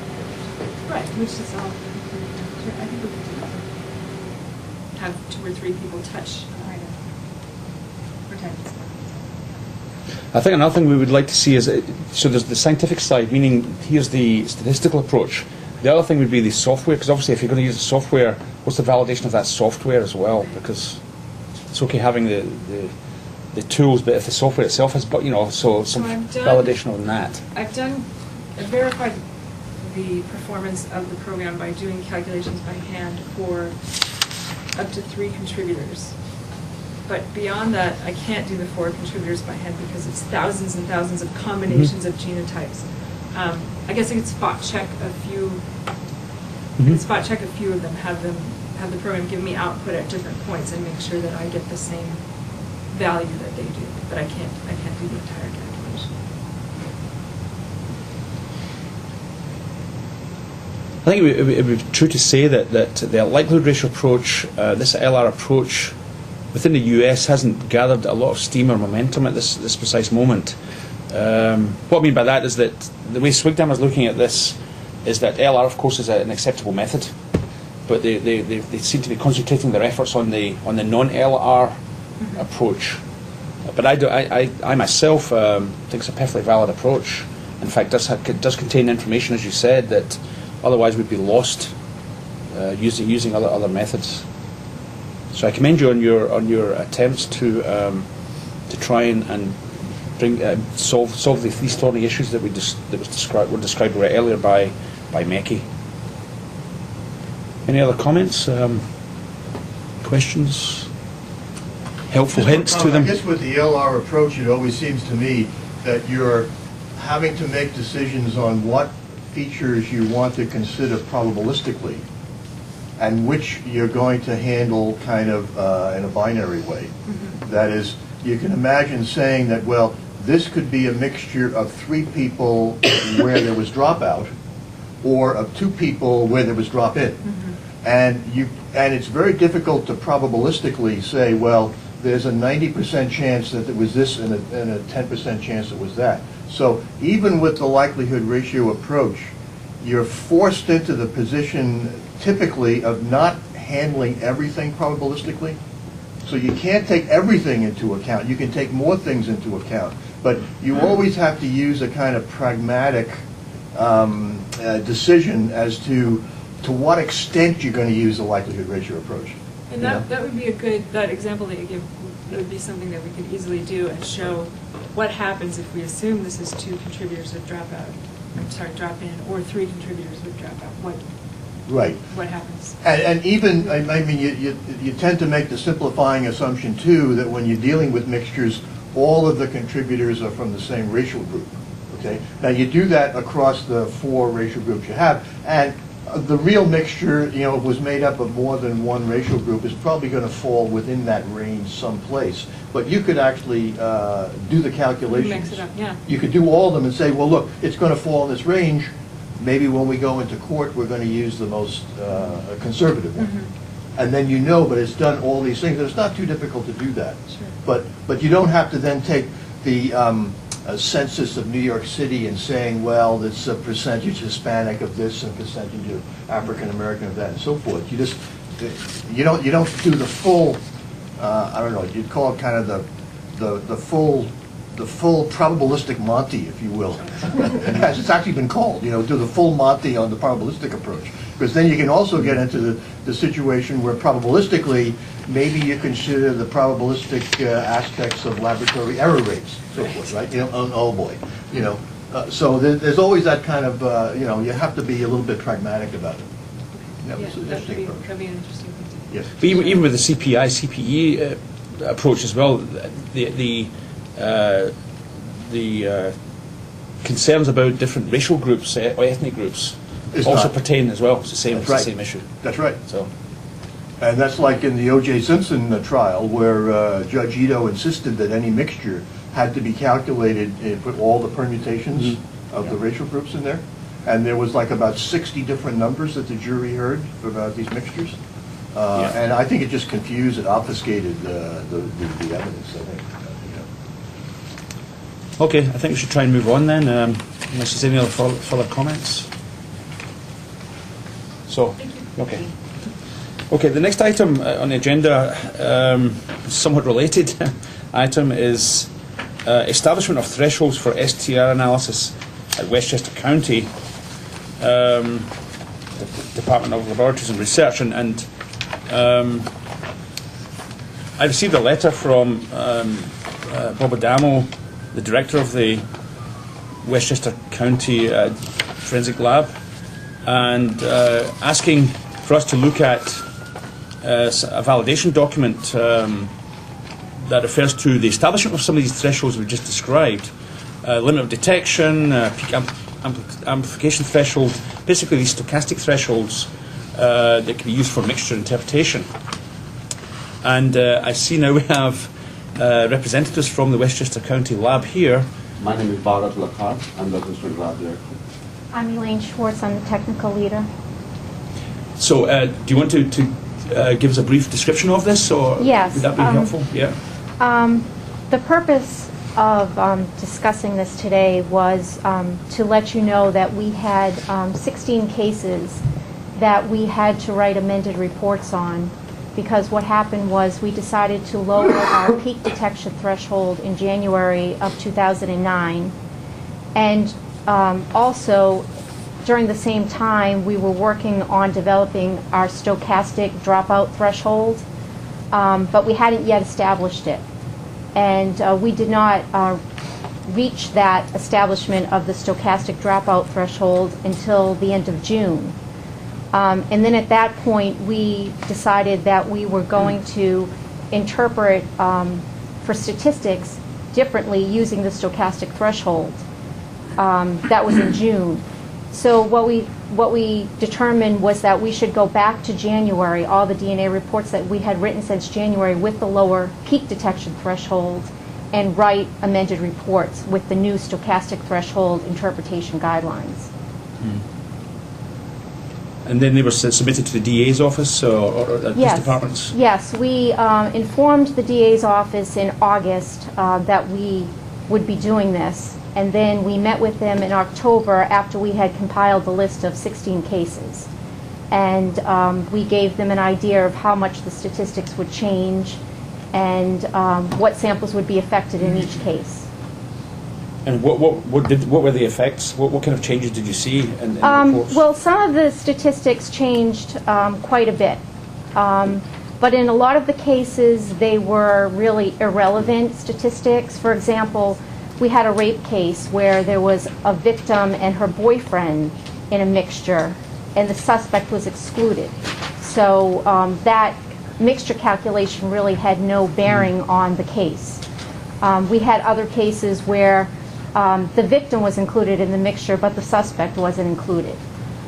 There were a few cases that the statistics were important, and the DA's office decided to, none of the cases anyone had been sentenced yet, so the DA's office decided to freeze the status of all the cases until we issue the amended report.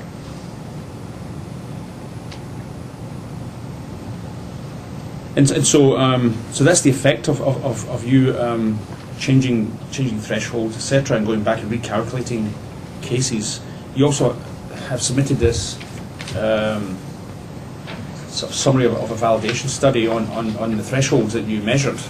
Yes. Yeah. I think the whole idea is that once we establish stochastic threshold and the possibility of dropouts, we had to realize that those particular loci where there was this possibility, till we developed statistical techniques, we could not use likelihood ratios or probabilities of inclusion, which we had done earlier during that period when we reduced the detection threshold to 50. So that's why this was correcting what had been done during those periods.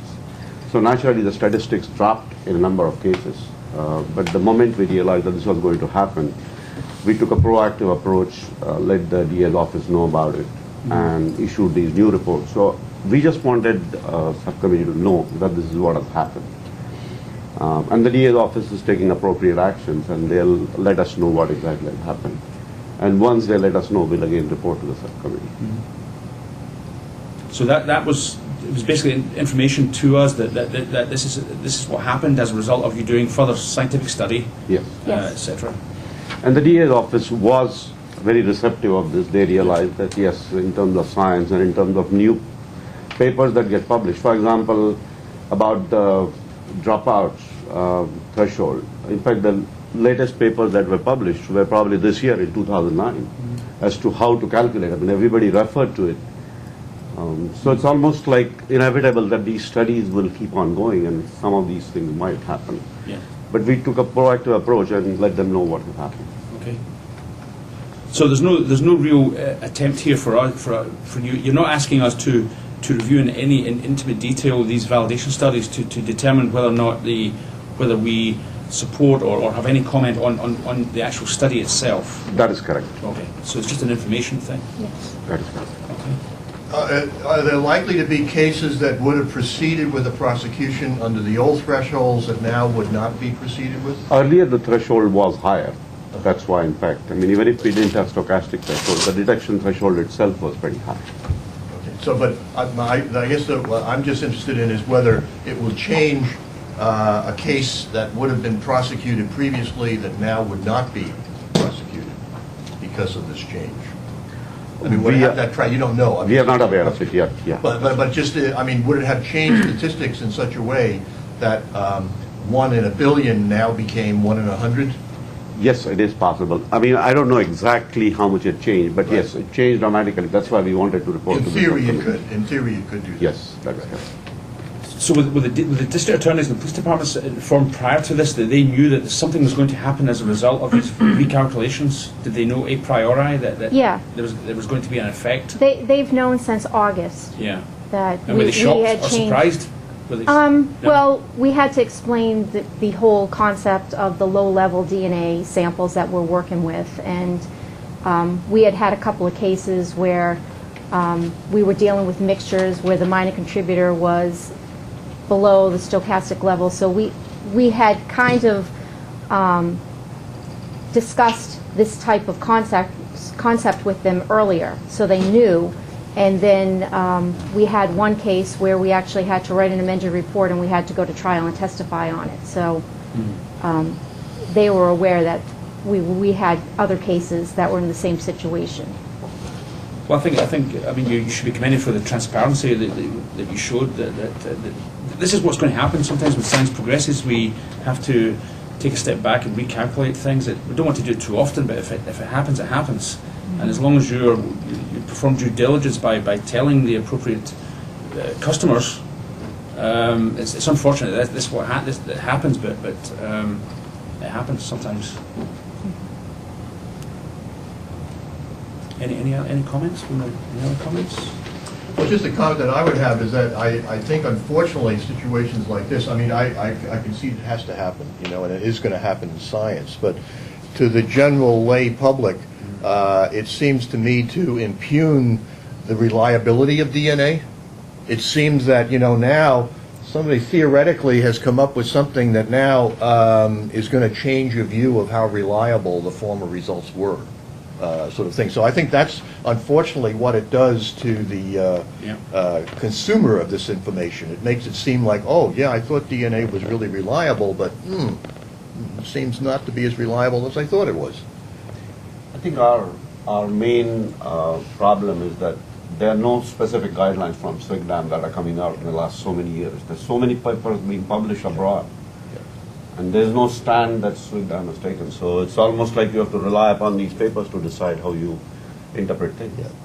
I actually take that point very strongly because I think SWGDAM needs to establish something about the thresholds. I think we need to make some statement there, and then this mixture committee is kind of, that's one of the things we're considering. I don't know what extent we're going to do that, but certainly that is an important aspect of it. Yeah, because really, you kind of feel like you're on your own Yep. trying to make these decisions, each laboratory, and they're so complicated that you want to make sure you're doing the right thing. Yeah. But I also think it's incumbent upon you as well to inform the law enforcement and DA that this is your approach. There are alternative approaches, right? But you've decided based upon your scientific judgment, because others will argue that there are like you just had one today. That they may give a different result. Steve? Jack, I think the forensic users in New York State maybe need a little bit more wisdom from the DNA subcommittee, because the May 2009 article from Badoli and others certainly has created a ripple. And there's a real danger in New York State that people don't quite understand the signals that they're being given. And the downside is that you get significantly different results in Westchester versus Erie based upon whether or not that stochastic threshold is to be embraced. And that's a real New York issue, which is, are we going to all march? And if so, are we going to move in that direction? Should we all be marching? Should we be waiting for SWGDAM? And I think that the article really created some issues for all of us in New York. And sometimes reasonable people can differ, but the existence of a balkanized approach to mixture interpretation, MIDS and PATS, can really do a disservice to the users of the criminal justice system in New York. So I know, speaking for the state police, I'd be curious to hear the subcommittee's perspective, I guess specifically on the Badoli article and the degree to which they believe that the formal embracing of the stochastic threshold is something that should be policy, it should be priority, it should be moving fast, or is it something that we wait on? And I really think that the state needs to try to work together to the extent that we can. I think the simple fact is that there's at this precise moment there's no definitive way and there's no consensus as to how this should be done. That's just a fact, because the likelihood ratio approach is one approach, and you just heard a presentation, and the stochastic threshold is another approach, and even within the stochastic threshold there are also alternative approaches. So you will get different from the same profile. You're going to get different statistics, and so I suppose it's an important question. If Westchester uses, from what I can see, this is more like the Badoli type paper, the recent paper, whereas the LR approach is more of a different approach. And from the same evidence, you will get. But presumably, if the labs took the same data and used the LR approach, using the formulation they're using, and see, they should come up with the same result. The question is just how is that lab chosen to go ahead? And I suppose your question, Steve, is should New York State embrace a standard way of doing things? That's a good question. I don't think it's one that we can answer here today. I don't think it's possible to answer that question, because several groups are working. The data is not even, there's controversy about the Badoli paper. SWGDAM is working on a document. The other agencies are working on a document, other professional organizations. New York City is working within the state itself on another approach. So I Well, think that's helpful in and of itself. If the subcommittee doesn't see an urgency to embrace this as a priority, I agree with that, and I think that that's something that users can consider as we go forward. the thing is, as long as the labs are not falsely excluding or including people, that's the first and foremost issue. The statistical weight, there is some concern, not concern, there is some discussion, significant discussion going on at the moment about what is the appropriate method to use. Now, as long as the method being used is used, as long as a particular method used is valid and reliable, then the statistic they give must be valid and reliable. The question is which one to use. Now, I'm not a statistician, we have a statistician here, but statisticians are used to this. For any one problem, you can approach any one problem using different statistical approaches, and no one really knows sometimes which one is the actual correct. In fact, there may be no correct way of doing it. It may be there may be just different nuances that depending on what the answer being requested is, use a particular method. So I don't know, George, you want to comment on statistics? It actually comes down to a pretty deep philosophical question, as you know, when you get into anything does. And if I could maybe just caricature it in a way, it's as though when you're dealing with thresholds, you have this model that is a binary model that either you're above the threshold or you're above the threshold, okay? It's black and it's white. Okay? Likelihood ratio approach says, hey, the color of truth is gray, okay? That there's no cutoffs, there's no thresholds. Everything can be modeled probabilistically, all right? Well, that's wonderful, right? That you can, everything is kind of like just shades of gray, in some way or not. On the other hand, in a courtroom, you don't say, well, we think he's 90% guilty or whatever. It's a binary decision, right? He's guilty or he's not guilty. So the real, where the rubber hits the road is where you have to make a binary decision in some way, which means obviously establishing some kind of binary threshold. So that's the philosophical position, where if you take the likelihood ratio approach, you're all of a sudden in this area where nothing is true or false completely 100% ever. It's all can be modeled with percentages. And as I say, to caricature it, the color of truth is gray. Any sense, it's not black and white.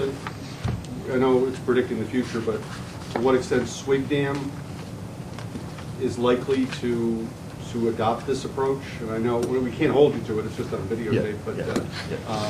Right. Well, I'm just speaking for myself. I'm not speaking Swigdam, obviously, in the videotape here. That my sense is that that it seems to me that we're going to be using thresholds. I mean, even if we use the likelihood ratio approach, we in practice have to then put that in the context of some kind of thresholds. That if you're above a certain limit of 100,000 to 1, that, well, there's a probability there, but it's so great that, yeah, we're going to say in a binary way that that's a high enough peak that there's nothing else that could have dropped out at that level, all right?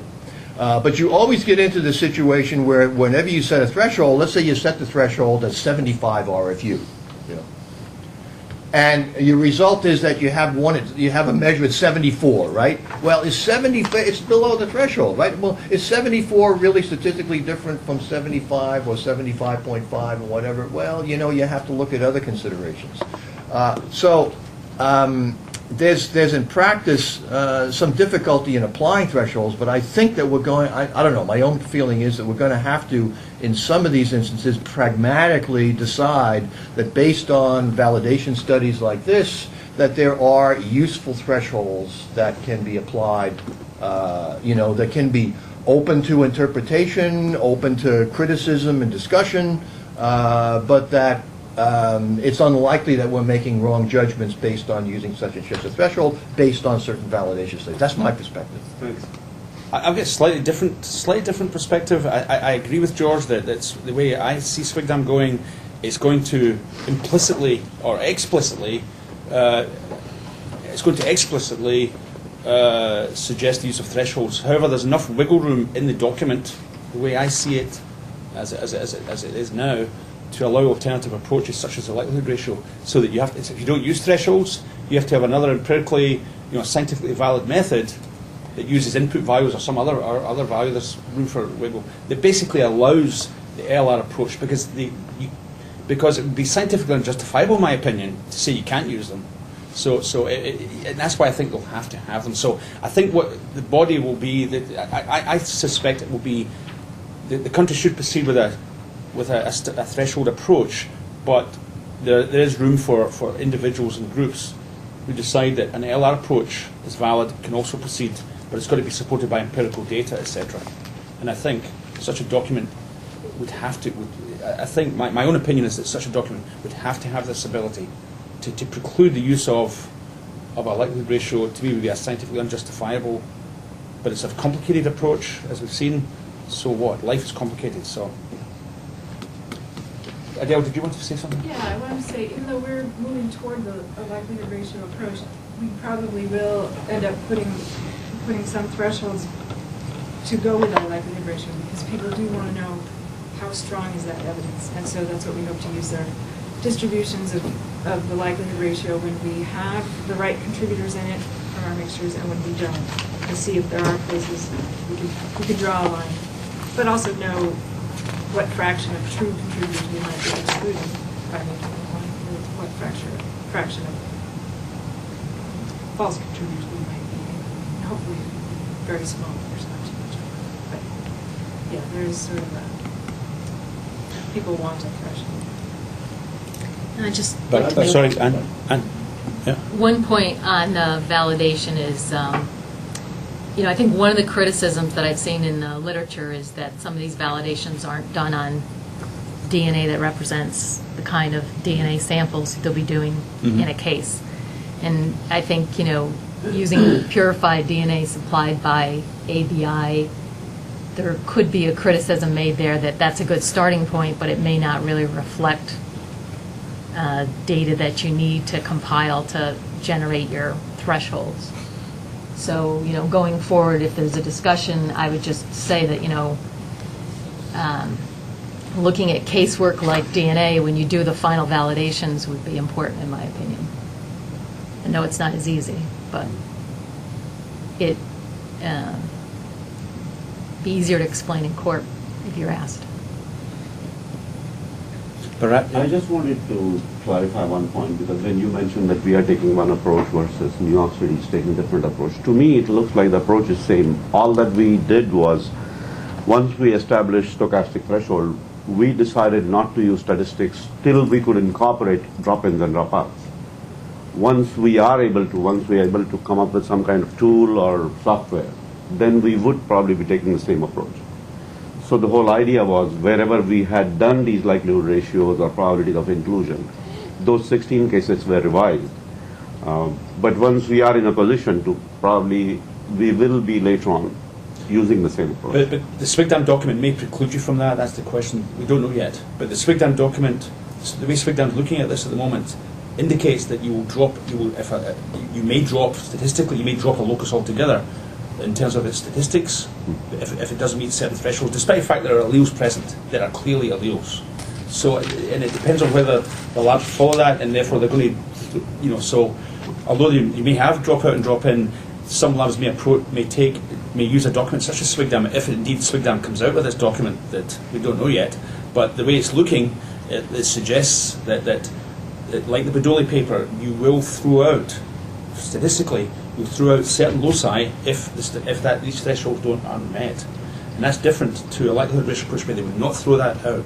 That would be part of the calculation itself. So I think the bottom line is that it's really this is science. We're in the middle of this scientific discussion internationally, and there's no correct answer at this moment in time.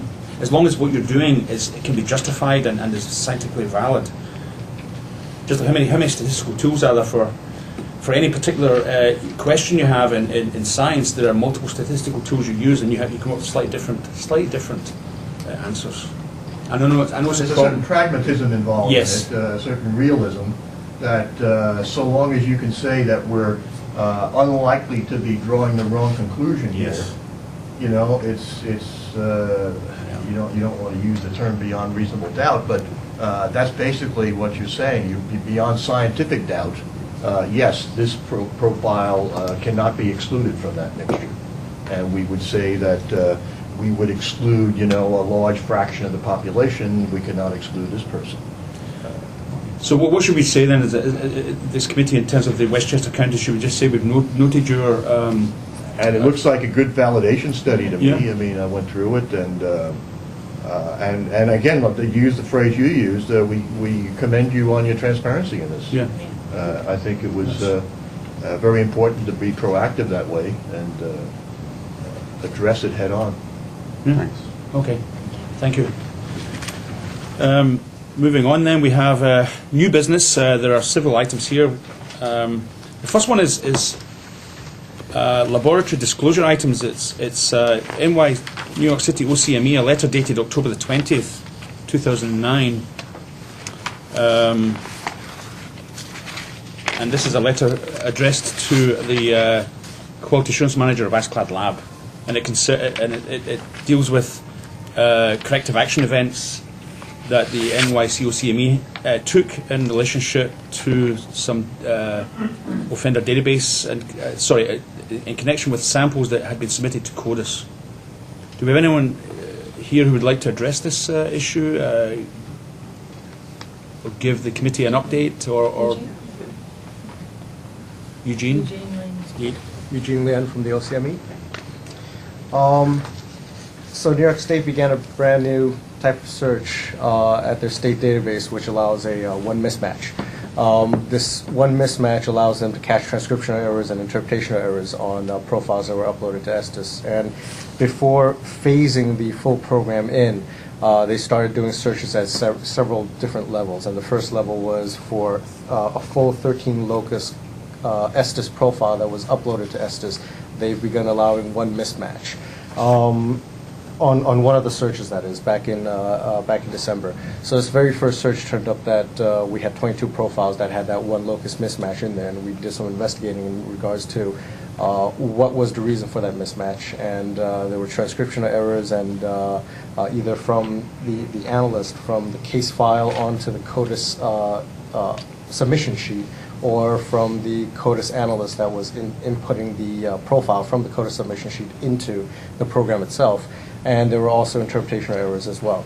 So we had a corrective action event that modified everything, and we hopefully corrected the 22 profiles. We did correct 22 profiles, and they're continuing with several levels of different searches. And in my letter, I had mentioned that they had also conducted a search with 12 loci Estes profiles, allowing one mismatch. And we had turned up one profile that we had to investigate on as well. So that was the extent of this letter. Estes is continuing to do different levels of searches, and the latest update, I think, with the 10 locus profile with one mismatch, was that we had one profile that we had to investigate on, and that turned out to be a interpretation error on our part as well. And to put this in context, as I remember, there were 18,000 profiles? Yes, that's right. correct. We've joined CODIS since April 2000, and we've uploaded about 18,000 profiles. So while there were 23 errors as per the letter that we submitted, it represents about 0.1 or 0.12% of the profiles within there. So. But these are 23 hits, right? They're actually hits to somebody. They are actually. So have they been investigated? Have they been these hits been further investigated? No, they're hits. Before they weren't hitting. Now you get 23 hits. That's have correct. They been investigated and The procedure in New York City is that if a hit is found, there's a database that we will submit a DNA hits to the law enforcement investigators. And all of these were submitted through DNA hits so that law enforcement can do further investigations on this. And I think it'd be useful for us to know, find out what were the actual. You said there were transcription errors, etc. So I know I had some private conversations about this earlier, but just for the record, these errors that took place, there was review of the, when you transcribe something, right, in an accredited lab, that has to be checked somehow, right? So these errors were able to get bypass or get past the checking process? That was correct. We've advanced through the years, but initially when we started, and up to about 2 years ago, we had handwritten CODIS profile submission forms, which means if an analyst detected, let's say, a 19, depending on the handwriting, it might be, misinterpreted as maybe a 17 or an 18, let's say, for example. So because of that transcriptional process, or the analyst could have blatantly just made a mistake, because it was 1920, they could have put down 1921. So because of that process, there were transcriptional errors. Now, we've since about 2 years ago, have a typewritten form, which makes it much simpler, where the analyst would just type in the exact profiles that they would like to submit up to CODIS, and it will be reviewed in the same process, and it makes it much easier for the reviewer to see what the profile is, and for the person entering the profiles into CODIS to see exactly what profile is that they're entering. And so all these errors took place then in a time frame.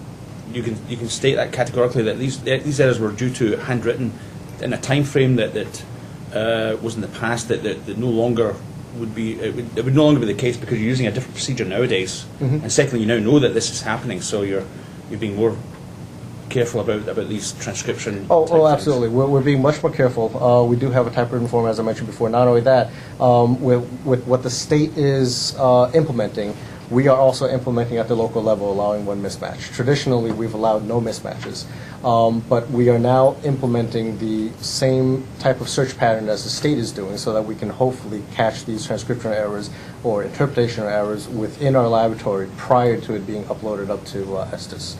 So we do have a mechanism in place to prevent profiles going up there that would have this one mismatch, yes. So this mismatching by the state police, it's almost like a QC check. Was it deliberately done that way? Is that, Steve, was this a deliberate attempt to do this? It absolutely was. I mean, I first want to say that the overall data quality within the database is outstanding. And state police and the state in general doesn't want to rest on its laurels. So for no particular reason, with no crisis, we decided to use this new mismatch strategy based on the assumption that in a human enterprise there could be some transcription errors. And that's why we've done it. That's why we're expanding it. We're extremely happy with the help of the Eldis Labs and the way that things have been resolved. And to me, I don't consider this a blemish. I consider this to be a sign that we don't ever stop and assume that a system with outstanding data quality is perfect or couldn't be made better. And that was one of the other things that Eugene pointed out too, is that in a relatively short period, we've gotten much better. But we're, as often as we can think of a different way to challenge the system and to reach for perfection, we're going to do that. And state labs have been excellent in supporting us in doing that. So you've noticed from other labs other than the OCME, there have also been other transcription type errors detected? Yeah, I believe so. Yeah. Small number, and they've all been run through and investigated. But you had mentioned that there were some of these that were interpretational errors. That's correct, yes. Of those 22 or so, the interpretational ones were what, maybe 2 or 10? Three altogether. Three of those. And when there were the transcriptional errors, was it typically like an error in one of the two alleles at that locus, or both alleles were mistranscribed, you know? You probably don't know intimately enough. I'm not sure intimately, but yeah. What would do Noelle, I'm back, New York City OCME and CODIS manager. Generally, it was one of the two. If you had two wrong alleles, you wouldn't even trigger the one mismatch hit. Okay. So, because it was only allowing one allele to be mismatched. Right. Okay, so it wasn't the locus mismatch, it was an allele at the locus mismatch. Right, it's like a 1719 versus a 1720. Right. Normally wouldn't hit at all, but with one mismatch, if the rest of the profile matches, then the 1719 versus 1720 would show up. Okay, so you're looking for one allele mismatch. You're not Yes. looking for one locus mismatch. Or Correct. One allele at any locus. Because I could see the type of transcriptional error where, when you're transcribing something, you read the information from the wrong locus, you know? That I could mean, happen. that's a possible transcription error too, and I've done that myself, actually, and doing some calculations sometimes where I know it can happen. So I'm just curious as to what was happening there, whether it was like a handwriting misread or something like that. But if both of them were a mismatch, this wouldn't have been This still picked would up. not catch that. Wouldn't catch that. But from the letter, Eugene, it suggests that there are more work's being done in this than others. The state is looking at different data sets instead of 9 CODIS loci, 8 CODIS loci and mismatches. Is there an indication or a possibility that additional transcription errors could be picked up, or are you more or less ruled that out now as a possibility, or could it? Well, it's happen? definitely always possible. We'll just treat it a step at a time. I believe the state is phasing in different searches at at a biweekly level. So should the state, for example, if this week they'll be doing 11 loci with one mismatch using a moderate search, and if they do come up with something, then we'll take care of that also. So. And that's the plan, to progressively improve the level of sort of challenge to the system and to the data. It's been a very successful initiative to this point, and we intend to continue to push it. The last thing we want to do is be reluctant to challenge the system there for fear of what you're going to find. That's exactly the wrong kind of thinking. We're moving strong in the opposite direction, which is that we want to have zero tolerance for these errors. We want to find them and we want to run them through as best we can, up to the point where the technique creates all kinds of chaos, and we're not at that point in this program. Okay, I think it's unfortunate errors occur. It's unfortunate that happens, but the main thing is if an error takes place, what is being done to first of all remedy these errors if possible and prevent them as much as possible in the future. So it seems to me that this QC check was something I never thought a database could be used for, but it's obviously been pretty successful in picking out some of these the small error rates that seem to be occurring. So hopefully this type of extra check and balance will just reduce the error even more, hopefully. Any other comments by the subcommittee? Okay, thank you. Thank you. The last two items of new business are basically internal DNA QA audits, one from Monroe County and one from the New York State Police Forensic Investigative Center. Gina, do you have any information on this? No, Kathy. Kathy, sorry, yeah. There are no issues. There's our internal audit, just for your information. No issues with the Monroe County laboratory, and just one issue with the state police on just some safety training. So that's it, just for information. Okay. I think we've read them. Any further comments? I think they look fine. Yeah. Okay. The penultimate item on the agenda is old business, and that's regarding the partial match update. Gina. Sure, now I do. Yeah. The regs and the plan regarding indirect association, partial matches, are provided to you. The changes that were made are in accordance with the policy. Your subcommittee of this group has reviewed these modifications and feels that they comport with the policy that you recommended on May 15th. So we wanted the subcommittee to review them to make a recommendation to the commission that these do comport with the policy that you recommended on May 15th. Okay, so we did get the document. We've had a chance to look at it. Any discussion on this? Both the Ranajit and myself were the subcommittee, and we looked at it, went through it, both of us independently, and it was our sense that it did comply with what we had previously agreed to.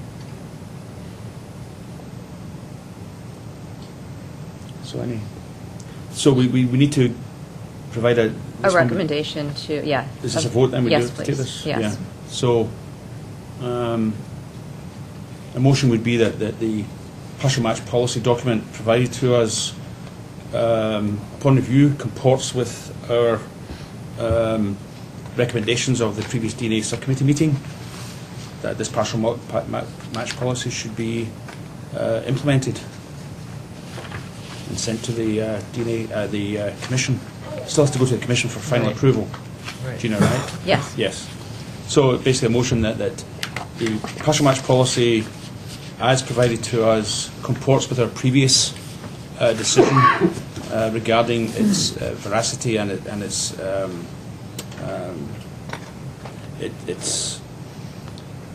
it basically is identical to the or is compatible or it's compatible with what we had initially decided in the previous meeting. So it's been slightly modified. I'll move that. Whether that motion will be, something like that, right? Yeah. Point of information on this, they've just asked us for our opinion on this. This is not a binding recommendation. It's just a recommendation. It's not a binding All right. recommendation. I'll second it.